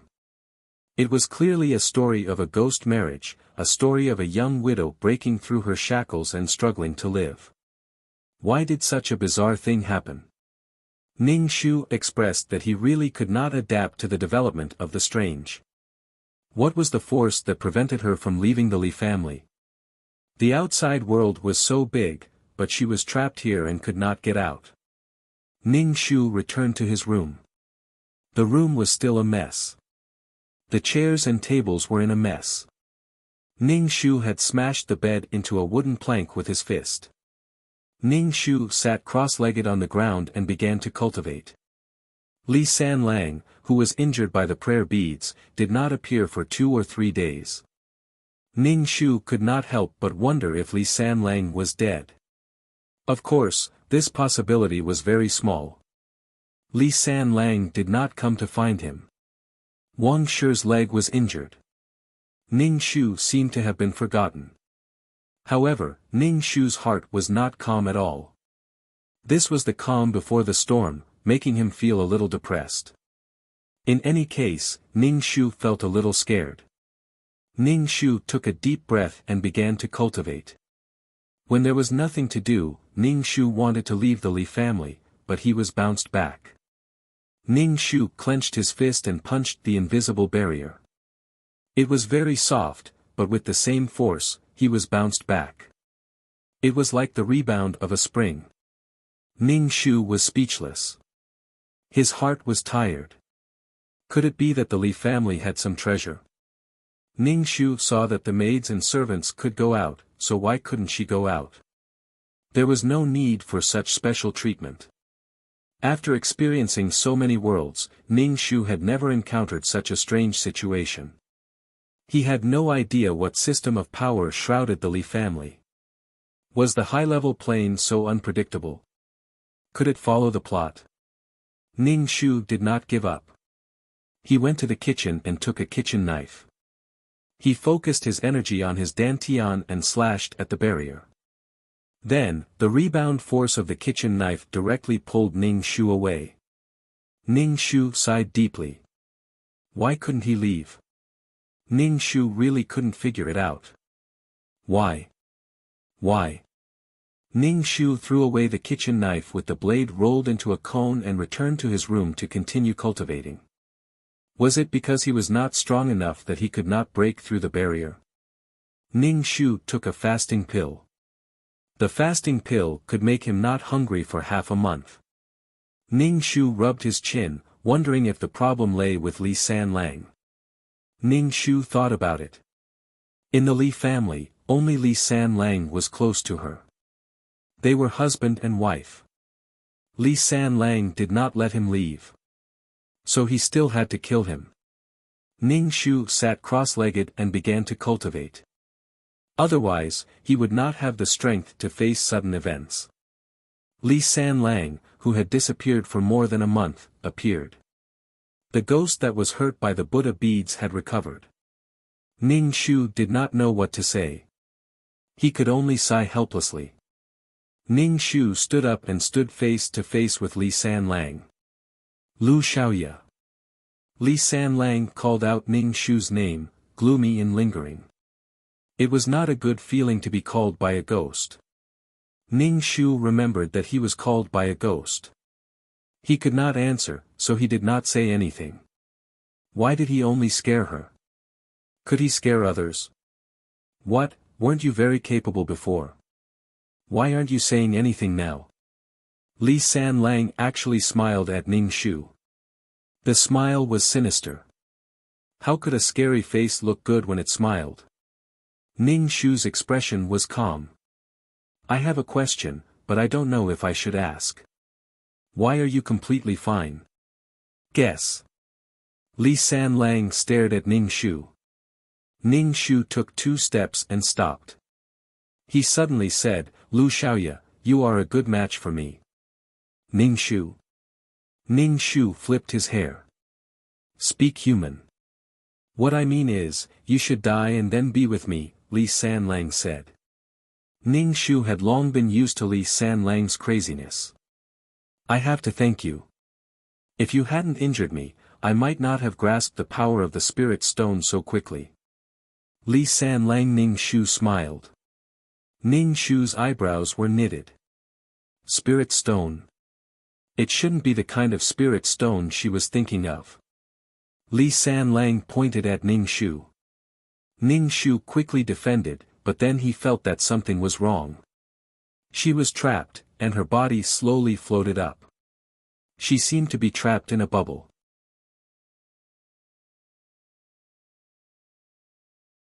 Chapter 12:20. Ning Shu touched the barrier in astonishment. It felt soft to the touch, the same as the barrier that enveloped the Li family. So she was locked up now. She was locked up without any warning. Ning Shu couldn't figure out what this thing was. Li Sanlang walked in front of Ning Shu and faced Ning Shu. There was only a glass between them. Ning Shu's pupils constricted. Not only was she trapped now, but it seemed that the prayer beads didn't have any deterrent effect on Li Sanlang. It should be this barrier that blocked the prayer beads' power. Ning Shu stared at Li Sanlang's pale face and couldn't help but ask, what's going on? He still didn't know enough. Li Sanlang. Ning Shu smiled. You can't run now, right? Ning Shu saw that Li Sanlang didn't answer his question, so he searched around. But this was a completely sealed space. There was no gap at all. Ning Shu was a little worried that the outside air couldn't flow in and he would suffocate to death. Ning Shu sat cross-legged. He didn't dare to make any big movements. Otherwise, he would use up the air inside. Li Sanlang. Ning Shu said, let's consummate tonight. Ning Shu, he was still thinking about consummating. If you don't agree, I will keep you locked up.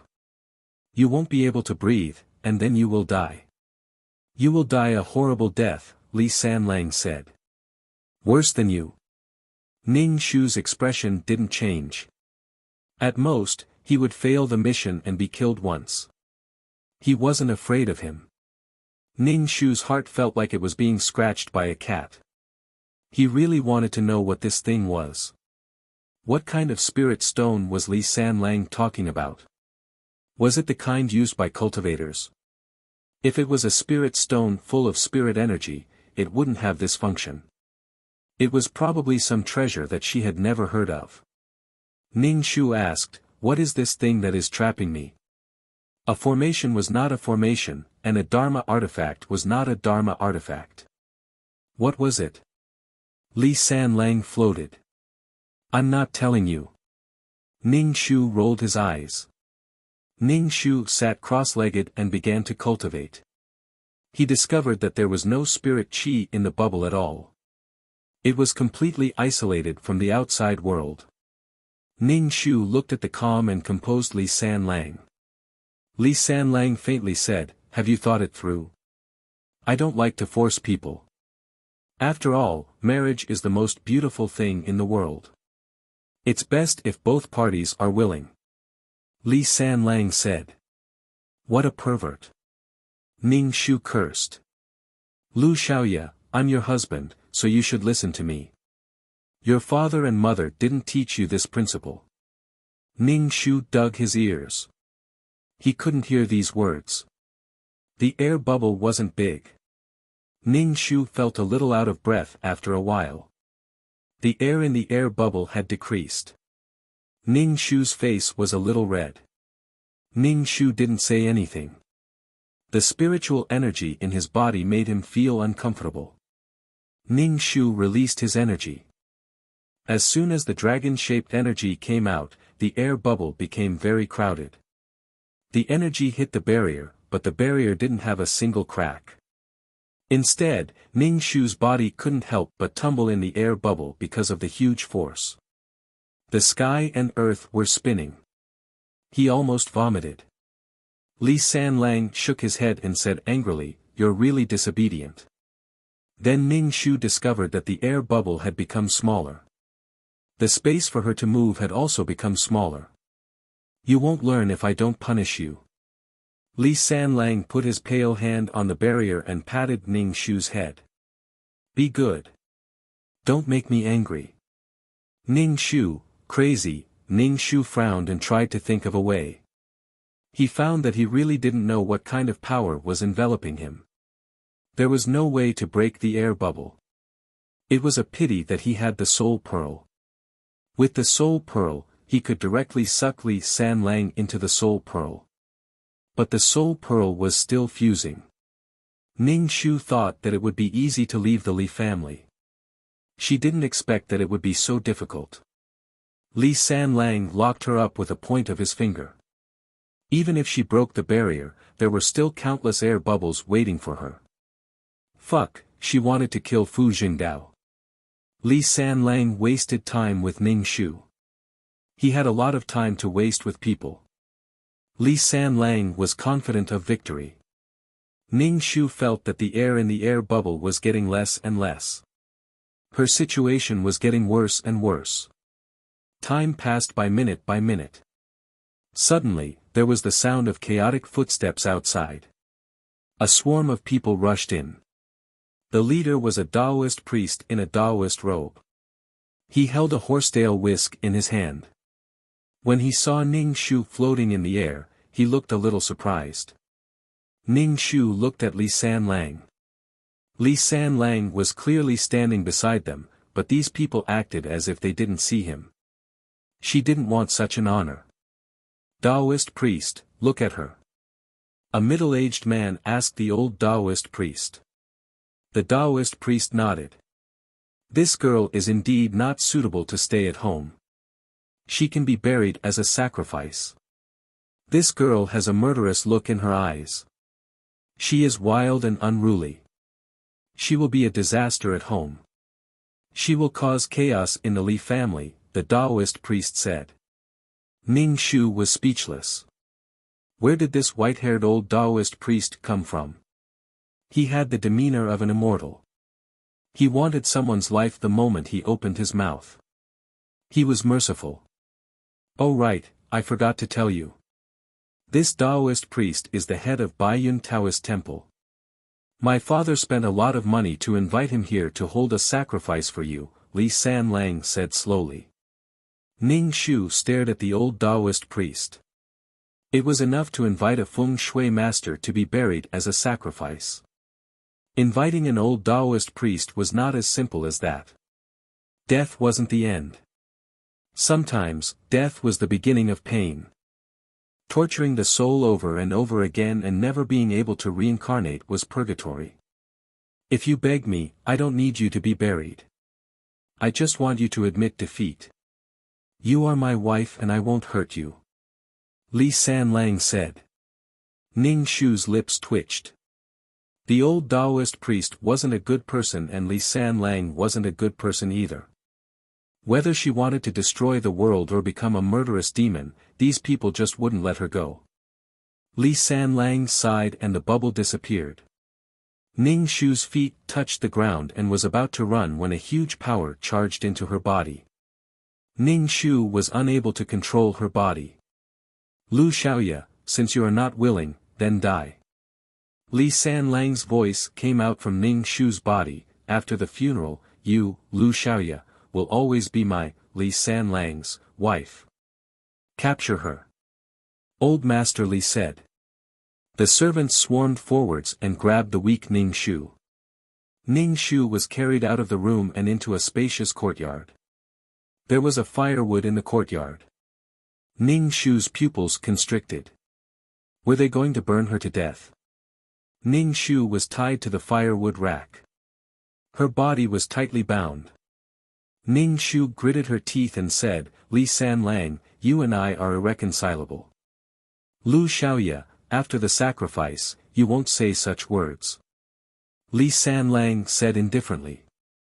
Ning Shu indifferently looked at the old Taoist priest of Baiyun Taoist Temple.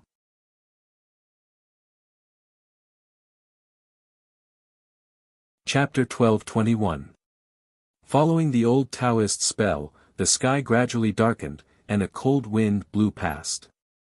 Wang Shi, whose leg was injured, was carried over. Looking at Ning Shu who was tied to the pile of firewood, her eyes were filled with joy. It was the expression of someone who had gotten their revenge. Her expression was too ferocious. Ning Shu was tied up, and Li San Lang was in her body. Now, she was going to be burned to death. This counterattack mission was really, I dug up your family's grave, why is the Li family treating me like this? Ning Shu couldn't help but ask Li San Lang. Li San Lang said, you are my wife, yet you disobey me like this. Do you think it's right? Damn, in this world, men oppressed women, and women oppressed women. There is a way, do you want to hear it? 2333's voice sounded in Ning Shu's mind. Ning Shu asked unhurriedly, what method? Use the soul orb. Ning Shu was a little surprised, isn't the soul orb still fusing? You can use it, but it might destroy the system space. You might not even be able to return to the system space. What about you? Ning Shu asked. If the system space was destroyed, would 2333 cease to exist? My soul is bound to yours, so I'll be fine, 2333 said. Ning Shu was a little hesitant. This was too risky. If the system space was destroyed, she wouldn't even have a place to rest. The price was too high. With 2333's personality, he wouldn't make such a big sacrifice for a mission. Ning Shu asked, is there something good? There should be a barrier stone, 2333 said. It's an extremely rare thing. Not only can it trap people, but it can also trap souls. Ning Shu's heart skipped a beat. Could it be that Li San Lang controlled the power of the barrier stone? It was a natural barrier, and there was no way to break it. The system space being destroyed is the worst-case scenario. What if it's not destroyed? 2333 said. Ning Shu, what if it's destroyed? The old Taoist was still casting his spell. The sky was getting darker and the wind was blowing sand and stones. Ning Shu glanced at the people around him. Everyone had a look of indifference on their faces, or a look of satisfaction. He just wanted to live. Why was it so difficult? There was also a man who claimed to be her husband who controlled her and threatened her to kneel at his feet and worship him as a god. At most, they would fight to the death. Lu Xiaoye, beg me. I can spare your life. Li Sanlang said. Ning Shu said with a smile, sure. Li Sanlang was stunned for a moment, then he said disdainfully, are you sincere? She was crazy.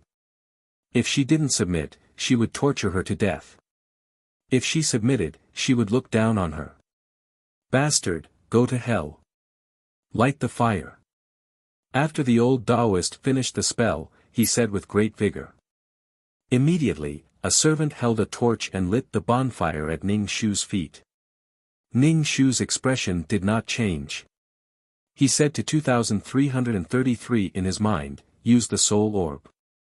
The space system might collapse. 2333 asked again. Ning Shu nodded, use it. Even if the system collapsed, Ning Shu would let Li Sanlang go.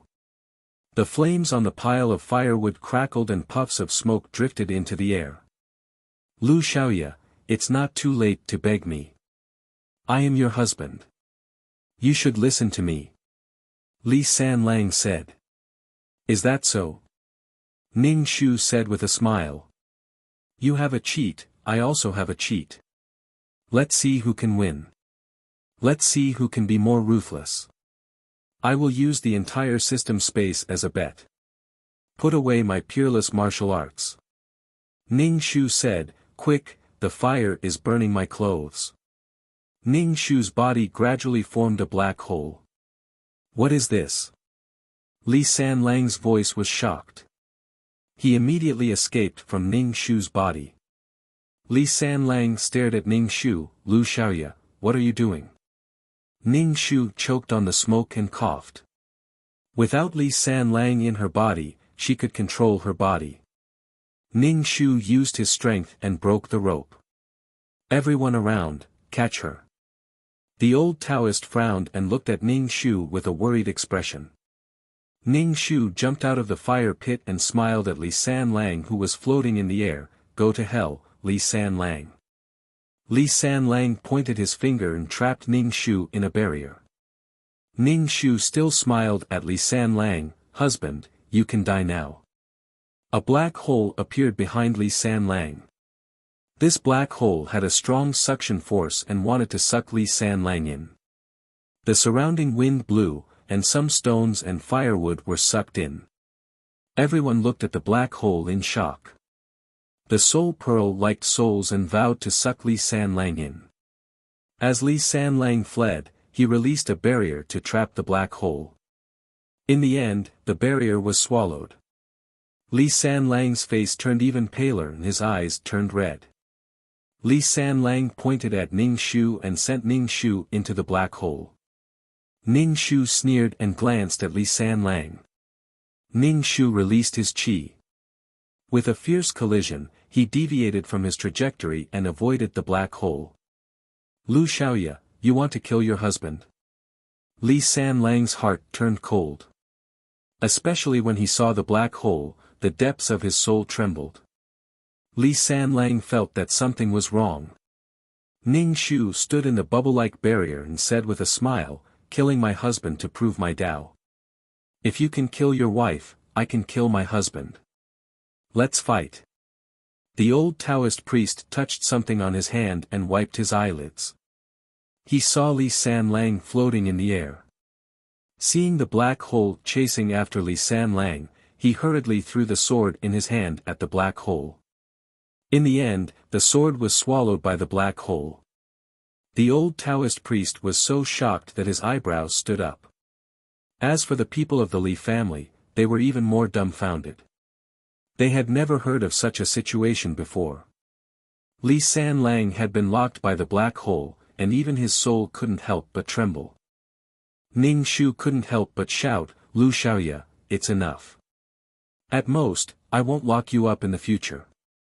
Is that okay?" Ning Shu smiled.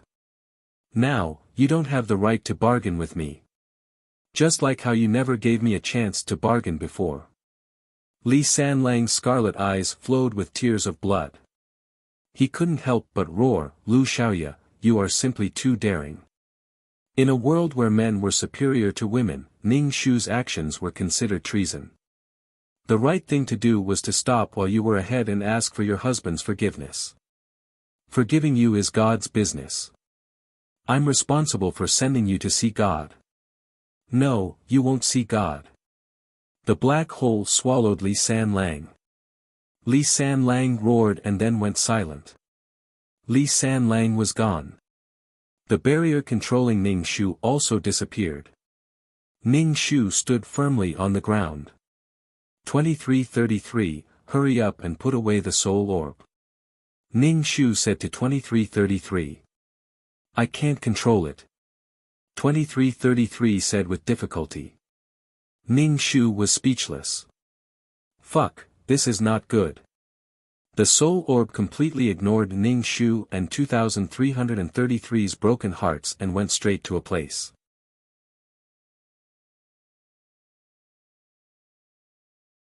Chapter 12:22.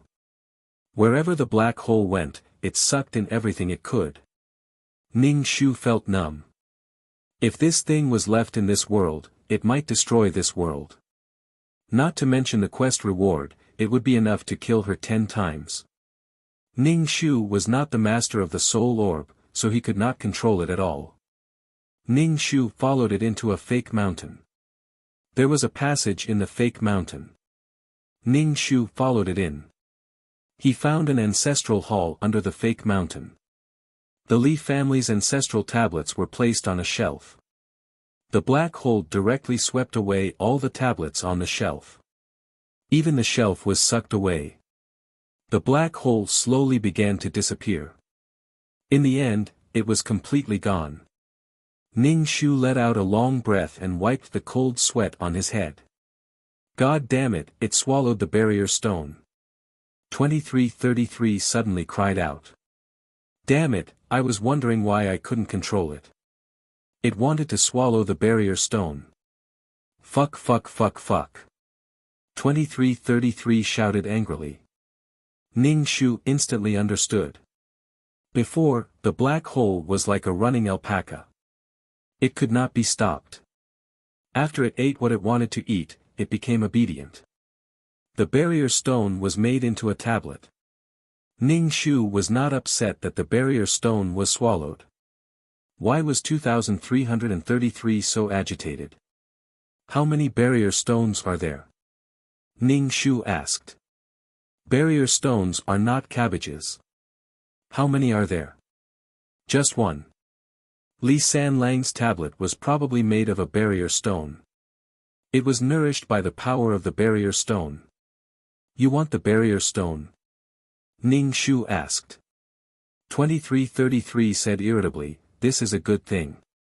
I originally wanted to use the barrier stone to protect my data and energy. In the end, I wasted so much energy and it was swallowed by the black hole. Ning Shu rolled her eyes. She was wondering why 2333 suddenly wanted to give her an idea. It turned out that he came for the barrier stone. Sure enough, one would not do anything without benefits. In the end, she suffered a double loss. Ning Shu smiled very unkindly in her heart. She said very insincerely, you can meet it next time. Very difficult, 2333 said in a low voice. If you add spirit formation stones when you construct a world, it will be able to strengthen the world. The damage to the constructed world will be greatly reduced. It wasn't that a plane couldn't be destroyed.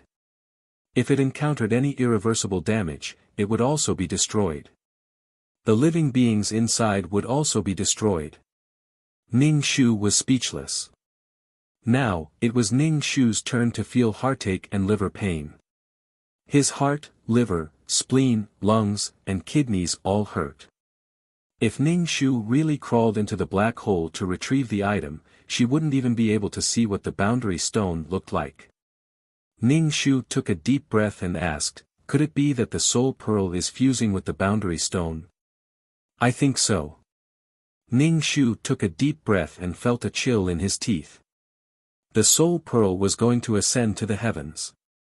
Previously, it had already fused with a pearl, and now it was going to fuse with the boundary stone. Ning Shu could not imagine what it would be like in the end. The fusion of the beads is going to be delayed indefinitely again, and it's consuming so much of my energy. 2333 sighed. His tone was filled with despair, like he wouldn't be able to love anymore. Ning Shu also felt like he wouldn't be able to love anymore. If this boundary stone could be used to create top techniques, how good would that be? 2333 didn't make a sound. He probably went to cry. You.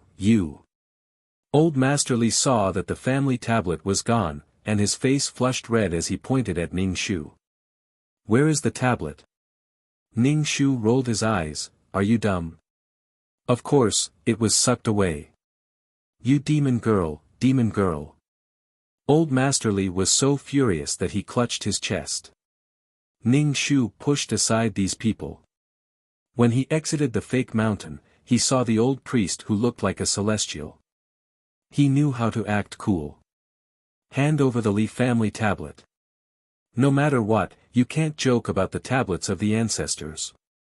The old priest said. Ning Shu said calmly, the tablets are dead things. I am just joking about dead things. You are joking about living people. There are so many problems in the world waiting for you to save them. Why do you care about such things? There is no cause and effect between us, but you want to kill me. Why? Ning Shu asked. The old priest waved his whisk, since I am paid, I will help. Then, if I give you money to end the Li family bloodline, will you do it? Ning Shu tilted his head and asked. Old Master Li walked out of the fake mountain. When he heard Ning Shu say that, he shouted in rage, vicious woman, vicious woman. The old priest said, you are too vicious. Ning Shu scoffed, you bully the weak and fear the strong. If you want to burn me alive, then I won't be vicious. There was no such double standard. Just because she was a girl. These people used the name of nobility to do despicable things. Ning Shu jumped onto the rockery and grabbed the sagely old Taoist's collar, lifting him up with all her strength. The old Taoist panicked. Ning Shu threw the old Taoist out. The old priest was tossed out of the Li family. Ning Shu patted the dust off his hands and looked at the Li family. Ning Shu's gaze landed on Wang Shi. This woman had drowned the original owner of the body. Wang Shi was a firm supporter of men being superior to women. Men didn't need to care about the backyard, but women like Wang Shi carried out this thought. Men looked down on women, and women looked down on women. She just wanted to live, but she offended these people. If they wanted her to live, she would live. If they wanted her to die, she would die. Wang Shi was stared at by Ning Shu. Her face turned white. After all, her leg was broken by him. The Li family couldn't trap Ning Shu anymore. Ning Shu took in a deep breath. He climbed over the wall and left. He walked onto the noisy streets. Ning Shu still wasn't used to it. Ning Shu got a rag and prepared to start his life as a traveling doctor. However, Ning Shu didn't have any business. In the end, a woman had a difficult labor. The midwife hadn't arrived yet. The husband was very anxious. When he saw Ning Shu's tattered signboard, he tried his best. Ning Shu asked the man to buy him a set of silver needles and didn't take his money. Ning Shu didn't have a single copper coin now. He was very poor. The man was speechless. He had never seen such a doctor. If it wasn't for the fact that she was a woman, he would have left. The man went to the medicine hall and bought a set of silver needles for Ning Shu. Ning Shu took the silver needles. He was very happy. He had the tools to travel in the martial arts world. Ning Shu followed the man to the house. When he walked to the door, he heard the woman's painful voice. There were also basins of bloody water that were brought out, making people tremble in fear just by looking at them. Ning Shu placed the rag at the door and took the silver needles into the house. The woman giving birth on the bed was in so much pain that she had no strength. Her face was frighteningly pale. Ning Shu inserted the silver needles into the woman's hand. He touched the woman's stomach and then started to follow the fetal position. Ning Shu comforted the woman and encouraged her while following the fetal position. The woman was in so much pain that she could only groan. Especially when Ning Shu followed the fetal position, she was in so much pain that her whole body trembled. After the fetal position was followed, the birth became easier. You can use your strength now. The fetal position is already in place. Come on, breathe in harder. Ning Shu inserted a bit of spiritual energy into the woman's body.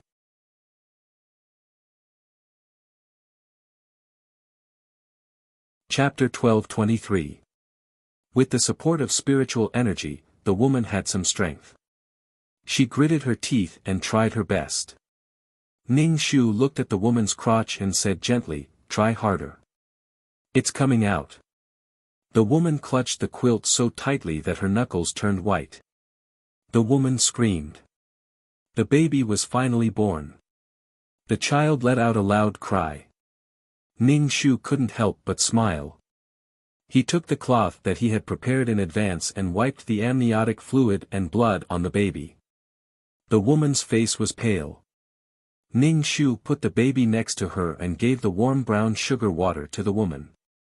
"Is it a boy or a girl?" the woman asked Ning Shu. Ning Shu patted the baby gently. "It's a girl."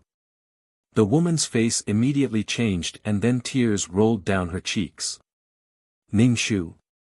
Why is it a girl? What should we do?" The woman's face was even paler after losing blood. "It's a boy, right?" the man outside shouted. Ning Shu looked at the disappointed woman and asked, "Do you want to take the baby out and show it to the father?" The woman suddenly grabbed Ning Shu's wrist and begged, "Please take my baby away. There is some money in the box and some clothes in the cabinet." "Ning Shu, it's your baby," Ning Shu said in surprise. The husband couldn't wait any longer. He lifted the curtain and walked in. Ignoring the strong smell of blood, he picked up the baby and asked, "Is it a boy or a girl?" "Ning Shu, that's the first thing both couples ask each other," the woman had already turned over. Ning Shu said, "It's a girl." The man's face changed instantly. He put the baby on the bed. "Why is it another girl? We've already had 3 girls. Now there's another one." Ning Shu, the more the man spoke, the angrier he became. He grabbed the swaddling clothes on the bed and was about to throw the baby on the ground. The woman on the bed sat up in shock. Ning Shu hurriedly took the child and said in disbelief, "This is your child, your flesh and blood. Even a vicious tiger will not eat its own cubs." The man's face darkened. "What do you know? I already have 3 daughters. Do you know what people say about me? They say that I'm going to die out. I don't even have a son. If I have another daughter, I'll be laughed at." The woman covered her face and cried. The man said irritably, "Cry, cry, cry. You only know how to cry. You can't even give birth to a son." Ning Shu was speechless. Ning Shu wanted to explain to this man that it was up to the man to give birth to a boy or a girl, not the girl. But after thinking about it, he decided against it. Even in modern times, women were blamed for not being able to give birth to sons. The man lifted the curtain and left. Ning Shu rolled his eyes. "Your wife has just given birth to a child for you. She almost died. What the hell? Why don't you become a woman in your next life? Then you'll know how difficult it is. She was just here to pick up a baby, but this was the fucking situation. The woman's eyes were red and her lips were extremely pale. Ning Shu said, "Please save my daughter. You saw it too. My man won't treat her well.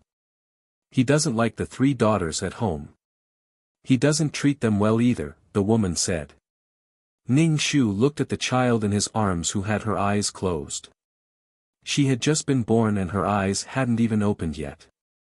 She didn't know that she was facing a situation where her father didn't love her and her mother didn't want her. "There's some money that I usually save in the box. There are clothes for the child in the cabinet." The woman was very tired and lay down. Ning Shu sighed in his heart. She was only here to earn money. "Please, take her out. You can find another family. My family can't afford to raise her. My husband won't raise her either." Ning Shu nodded. The woman's tears flowed out. She reached out her hands to carry the child. She kept crying. Ning Shu opened the box. There were some copper coins in the money bag. He opened the cabinet and took out a package. There were some clothes in the package. The material wasn't good. "Feed the child some milk." It was said that first milk was good for the child. Besides, Ning Shu couldn't find any substitute milk for the child to eat. The woman lifted the clothes and fed the child. Ning Shu flipped through the child's clothes in the package. The clothes were folded neatly. For this family, this newborn child had become a sacrifice. The woman was forced by her husband's abuse and blamed herself for not being able to give birth to a son. After feeding the child, the woman hugged the child and cried. Ning Shu reached out to carry the child. The woman hugged the child tightly. She couldn't bear to part with the child. Ning Shu said, "It's better to raise your own child." The woman let go of her hand. Ning Shu carried the child and left without looking back. Behind him, the woman's suppressed crying could be heard. Ning Shu went out and saw 3 children at the door. The oldest was 6 or 7 years old, and the youngest was about 3 years old. There were indeed 3 girls. As for what happened to the child in Ning Shu's arms, the child's father didn't care. Ning Shu walked out of the house with the child in one hand and the ragged cloth sail in the other. Ning Shu took the money given by the child's mother and found an inn to stay for the night. The next day, Ning Shu carried the child out of the inn and went to the shop run by the Li family. The Li family was a big family in town. They ran a grain store and a jewelry shop. Ning Shu set up a yin gathering array around these shops. There was a yang gathering array that gathered yang energy, and there was also an inverted yin gathering array. The purpose of the yin gathering array was to gather the surrounding yin energy and destroy the luck of the shop. He also secretly placed locust trees on the roof beams. Locust trees were ghost trees. They had a lot of yin energy. One couldn't even plant locust trees in front of the house, let alone on the roof beams. Therefore, one should never offend a feng shui master or a craftsman. They could do something casually and cause bad luck for the rest of one's life. Hadn't the Wang family always boasted that they were a big family? Without the support of her husband's business, could she still be the wife of a rich family? After doing these things, Ning Shu patted the dust off his hands and turned to look at the child on his back. "Baby, now we have to find a place to settle down. Where should they go?" Ning Shu bought some dry food. He had food to eat, but what would the child on his back eat? Ning Shu expressed his annoyance. Ning Shu strolled around the market and saw a cow. After thinking about it, he decided to buy a cow. If he was tired, he could ride and milk the cow. Ning Shu picked a cow that had already given birth to a calf and went to the pharmacy to get some medicine to promote milk production. The calf had to be firm for at least 6 months. After 6 months, the child would be able to eat some supplementary food. In ancient times, cows were very expensive. Ning Shu bought a small pot to boil milk. After doing all the calculations, Ning Shu had spent almost all his savings, including the money given by the child's mother. Ning Shu drove the cow. There was a bag hanging on the cow's back. The bag was filled with all kinds of daily necessities. Ning Shu wiped his sweat. It was really not easy to raise a child. He also didn't know who to give the child to. These days, girls were not likable. Without women, humans would go extinct. The scariest thing was that as a woman, she didn't like girls. Were women really so evil?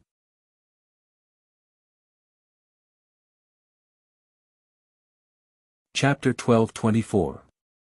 Without a woman, the men would go and be gay. Ning Shu drove the cow. When the child was hungry, Ning Shu stopped, milked the cow, boiled the milk, and fed it to the child when it was warm. Ning Shu planned to go back to her parents' home to take a look, but she immediately gave up the idea. Why would she go back? Then where should she go next? Ning Shu suddenly thought of the old Taoist priest. No matter what, she had to go to Baiyun Temple. Otherwise, she would be letting down the old Taoist priest's care. However, Baiyun Temple was a little far from here. Ning Shu decided to walk slowly towards Baiyun Temple. There was a village at the foot of Baiyun Temple. It was quite quiet. Along the way, Ning Shu practiced medicine as she hurried. Unknowingly, she had accumulated some savings. By the time Ning Shu arrived at the foot of Baiyun Temple, it had already been more than 2 months. Under Ning Shu's feeding, the child was already white and tender. He would even open his eyes to look at Ning Shu. He smiled subconsciously. Ning Shu entered the village and found a family to stay. She also fabricated a background for herself. Her husband was a doctor, but he was killed by bandits. Coupled with the flood in the village, she had no choice but to leave her hometown. Ning Shu even specially said that he knew some medical skills. He could treat the woman's disease and deliver a child. The owner first sympathized with Ning Shu. When he heard that Ning Shu knew how to treat gynecological diseases, he hurriedly asked Ning Shu to take a look at him. Ning Shu took the woman's pulse and prescribed some herbs that were already in the field. He asked her to pick them and boil them to drink. Ning Shu saw that the village didn't have a large population. It was surrounded by mountains with Baiyun Temple on the mountain. It seemed that this place was full of outstanding people. Ning Shu planned to settle down here and raise the child. Ning Shu didn't know if Lu Xiaoye would blame him for having a child. He also didn't know if Lu Xiaoye would remarry. If she did, this child would be awkward. If Lu Xiaoye chose not to remarry, it would be good to have a child by her side. Most importantly, Ning Shu didn't know who to entrust this child to. Why did he always have to give her a child? Ning Shu didn't want to raise a child. But now, this child was in his hands. Ning Shu gave the child a name, Lu Xinjin. The name comes from the peach blossom of Yao Yao. Its leaves are Xinjin, lush and prosperous. Ning Shu went to find the village chief and asked him to give him a piece of land to build his house. Of course, he had to pay for the land. Ning Shu pretended to be stubborn. It took him 2 days to get the money. Most of the people in the village lived in thatched huts. Ning Shu also built a thatched hut. When in Rome, do as the Romans do. He put himself down a little so that it would be easier for him to blend in. In less than a day, Ning Shu's news spread to every family. They said that she had lost her husband and was raising her child alone. Ning Shu listened to these words. Most people sympathized with Ning Shu, but there were also people who said that widows were unlucky. Ning Shu turned a blind eye to these words. Her husband was dead, and he was thoroughly dead. Ning Shu asked the villagers to help him build his house. He would give them wages. Hearing that Ning Shu had medical skills, everyone was still very active. After all, no one could guarantee that they would not get sick. Especially here, it was a little far from the town. It was inconvenient to find a doctor. In a few days, the thatched hut was built. Ning Shu was afraid of rain leakage, so he deliberately made the thatched roof thicker. The house was built, but the house was empty. Ning Shu hired a carpenter in the village to make a simple bed and table. As for other things, he would slowly buy them. Finally, there was a prototype of a home. The ant next door gave Ning Shu some vegetables that had just been pulled from the ground. Ning Shu smiled and accepted it. It seemed that the people here were still friendly. "Jinjin, now we will live here," Ning Shu said while changing the child's diaper. The child waved his hand and made a gurgling sound. He put his fist in his mouth and bit it. His saliva covered his hand. After changing the diaper, Ning Shu carried the child on his back. He loosened the soil in front of the house and surrounded it with a fence, ready to plant vegetables. Ning Shu borrowed some seeds from the ant next door and planted them in the ground. Ning Shu felt that he was really omnipotent. He could fight, he could farm, and he could also cook. Awesome! Awesome! Awesome!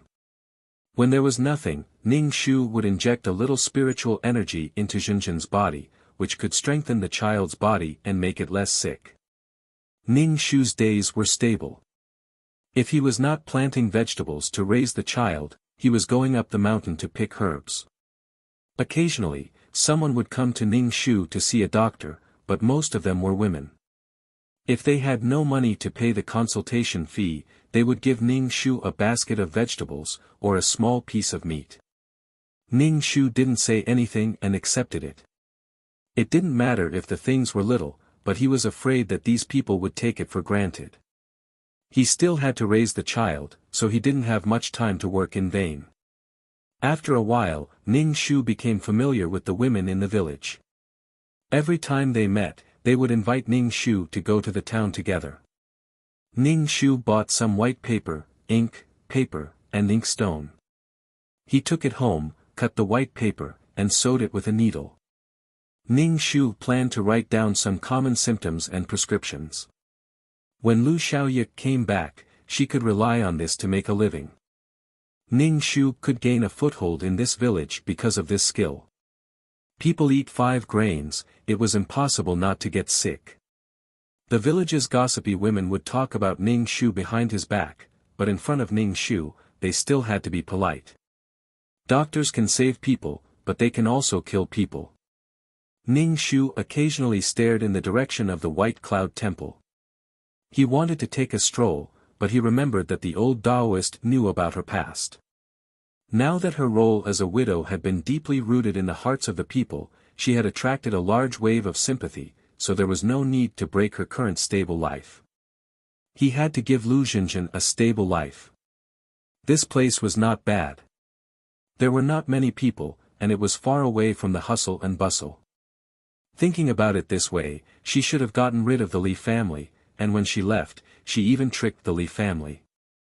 What made Ning Shu most satisfied was that there were many mountains and forests around, and there were rich resources.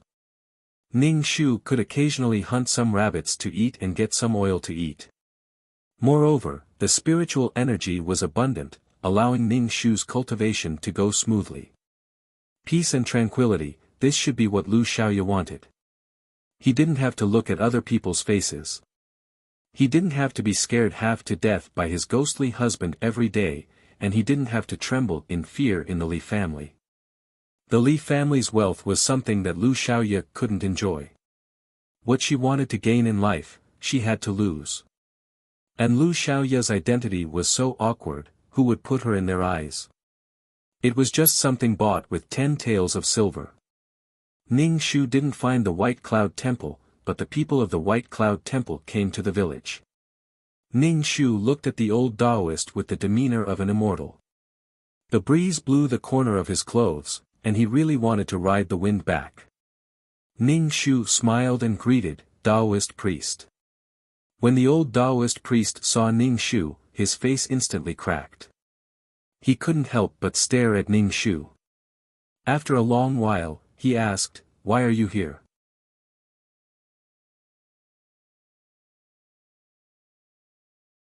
Chapter 12:25. Ning Shu felt that he was quite fated with the old Taoist priest. Of course, this was only Ning Shu's own thoughts. The old Taoist priest didn't want to see Ning Shu at all. Why are you here? The old Taoist priest asked with a dry mouth. He hadn't forgotten that this person had lifted him up and thrown him out. Thrown him, Ning Shu smiled and said, Taoist priest, have you forgotten that my husband is dead? Why don't I find another way out? The old Taoist priest saw the child on Ning Shu's back. Where did this child come from? Ning Shu covered his mouth and laughed. Taoist priest, you really know how to joke. I have a husband. Where do you think my child came from? The old Taoist priest stared at the child sleeping on Ning Shu's shoulder.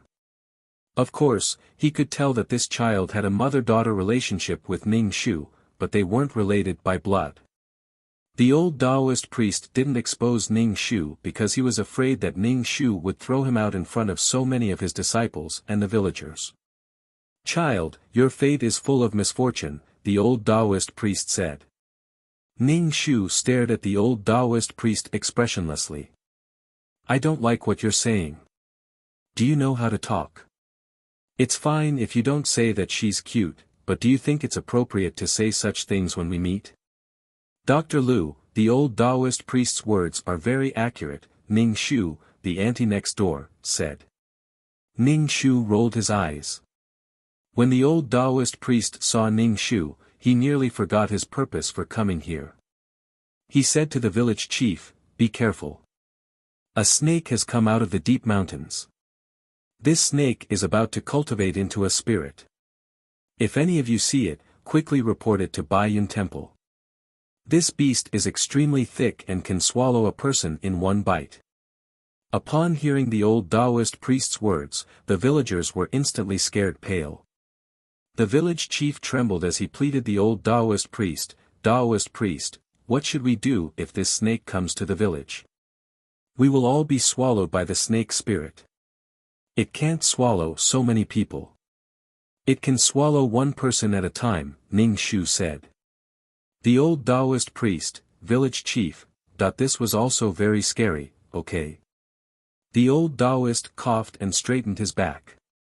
He had the demeanor of an immortal and said, snakes are afraid of realgar. You can sprinkle some realgar at home. If there are traces of a big snake, quickly come to the Baiyun Taoist temple to inform us so that we can catch it as soon as possible. Thank you, Taoist. The villagers thanked him profusely. However, Ning Shu asked the old Taoist, the snake has been staying in the deep mountains. Why did it escape? A snake as thick as this should be very conspicuous. There were spiritual creatures in the deep mountains and forests, so it was reasonable to say that snakes shouldn't run out. It was the instinct of living creatures to seek advantages and avoid disadvantages. If they went to a place with people, they would definitely be slaughtered and stewed. Animals that could survive in the jungle were not to be trifled with, but there were too many of them. Ning Shu looked at the old Taoist with disdain.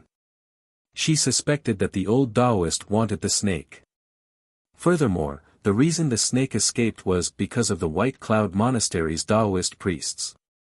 The old Taoist priest who was being stared at by Ning Shu was speechless. This woman was really, that Taoist priest. What does the snake look like? What are its characteristics? The village head asked. The old Taoist priest flicked his horsetail whisk and said, this big python is black in color. Some of its scales have turned into gold. Its body is very big. The old Taoist priest repeatedly told the villagers that if they found the trace of the big snake, they must report it. Then, he left with a group of Taoist priests. The villagers were very frightened and quickly went home to scatter realgar. The auntie next door also gave Ning Shu a pack of realgar. She let Ning Shu scatter realgar in every corner of the house.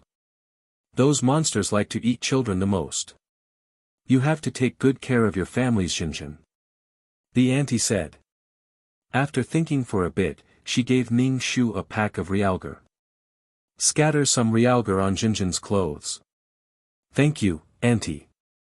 Ning Shu took the realgar and carried Jinjin into the house. Ning Shu didn't intend to scatter the realgar powder on Jinjin's clothes. Now, Jinjin grabbed something and stuffed it into her mouth. Realgar was poisonous. At night, the village was quiet, and when the sky turned dark, there was no light in the surroundings. In this village, only Ning Shu could light an oil lamp. The others went to bed as soon as the sky turned dark. Ning Shu was really not used to sleeping at 5 or 6 o'clock. He also had things to do at night. He had to deal with herbs and compile various prescriptions for various diseases. In the dead of night, Ning Shu heard the cow mooing in the cow pen. The cow was afraid and crying for help. Don't ask how Ning Shu knew, because he had gained the ability to communicate with animals. Ning Shu took the oil lamp to the cow pen. Before he entered, Ning Shu smelled a strong fishy smell. The cow shrank in the corner, her limbs were trembling and she couldn't stand. Opposite her was a coiled snake. This snake was integrated with the night. If not for Ning Shu's excellent eyesight, he wouldn't be able to see it. However, such a strong fishy smell, as long as there was no problem with his nose, he could smell it. It hissed and flicked its tongue as it stared intently at Ning Shu.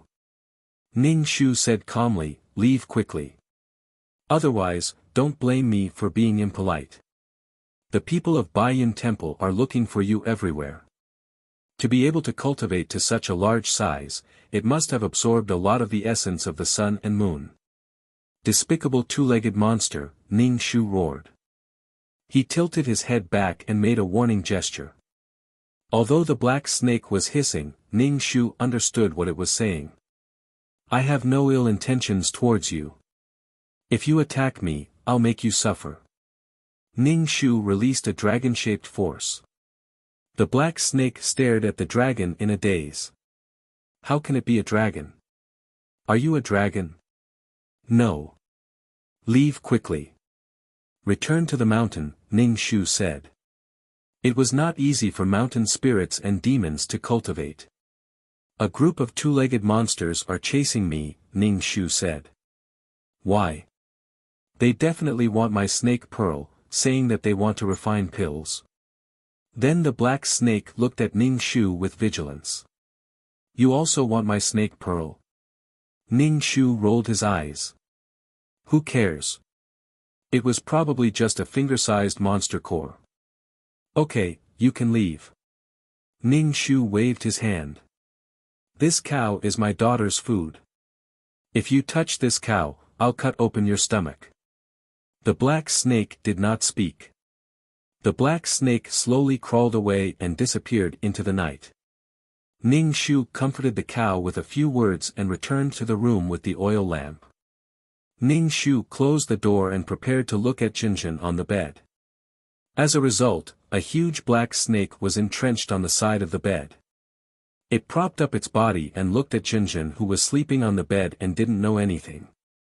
Ning Shu's heart was burning with anger. This thing was also coveting his daughter. Ning Shu's chi sank into his dantian and kicked the big snake's head.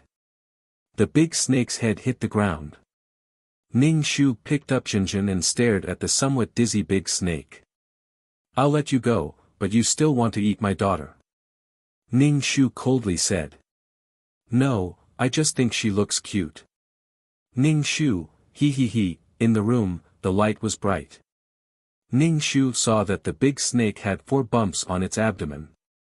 Even its forehead had a bulging bump. Could it be that this snake was going to turn into a flood dragon? Horns grew on its head and claws grew on its abdomen. Snake turning into a flood dragon turning into a dragon. You're tuning in to the Han Lee's Wuxia Adventures YouTube channel. We're so grateful for your support, and don't forget to subscribe to join us on this incredible journey through captivating stories. Your generosity through donations truly makes a world of difference, as it's the primary source of revenue that allows me to expand and enhance this channel for you. Thank you from the bottom of my heart for being a part of this adventure.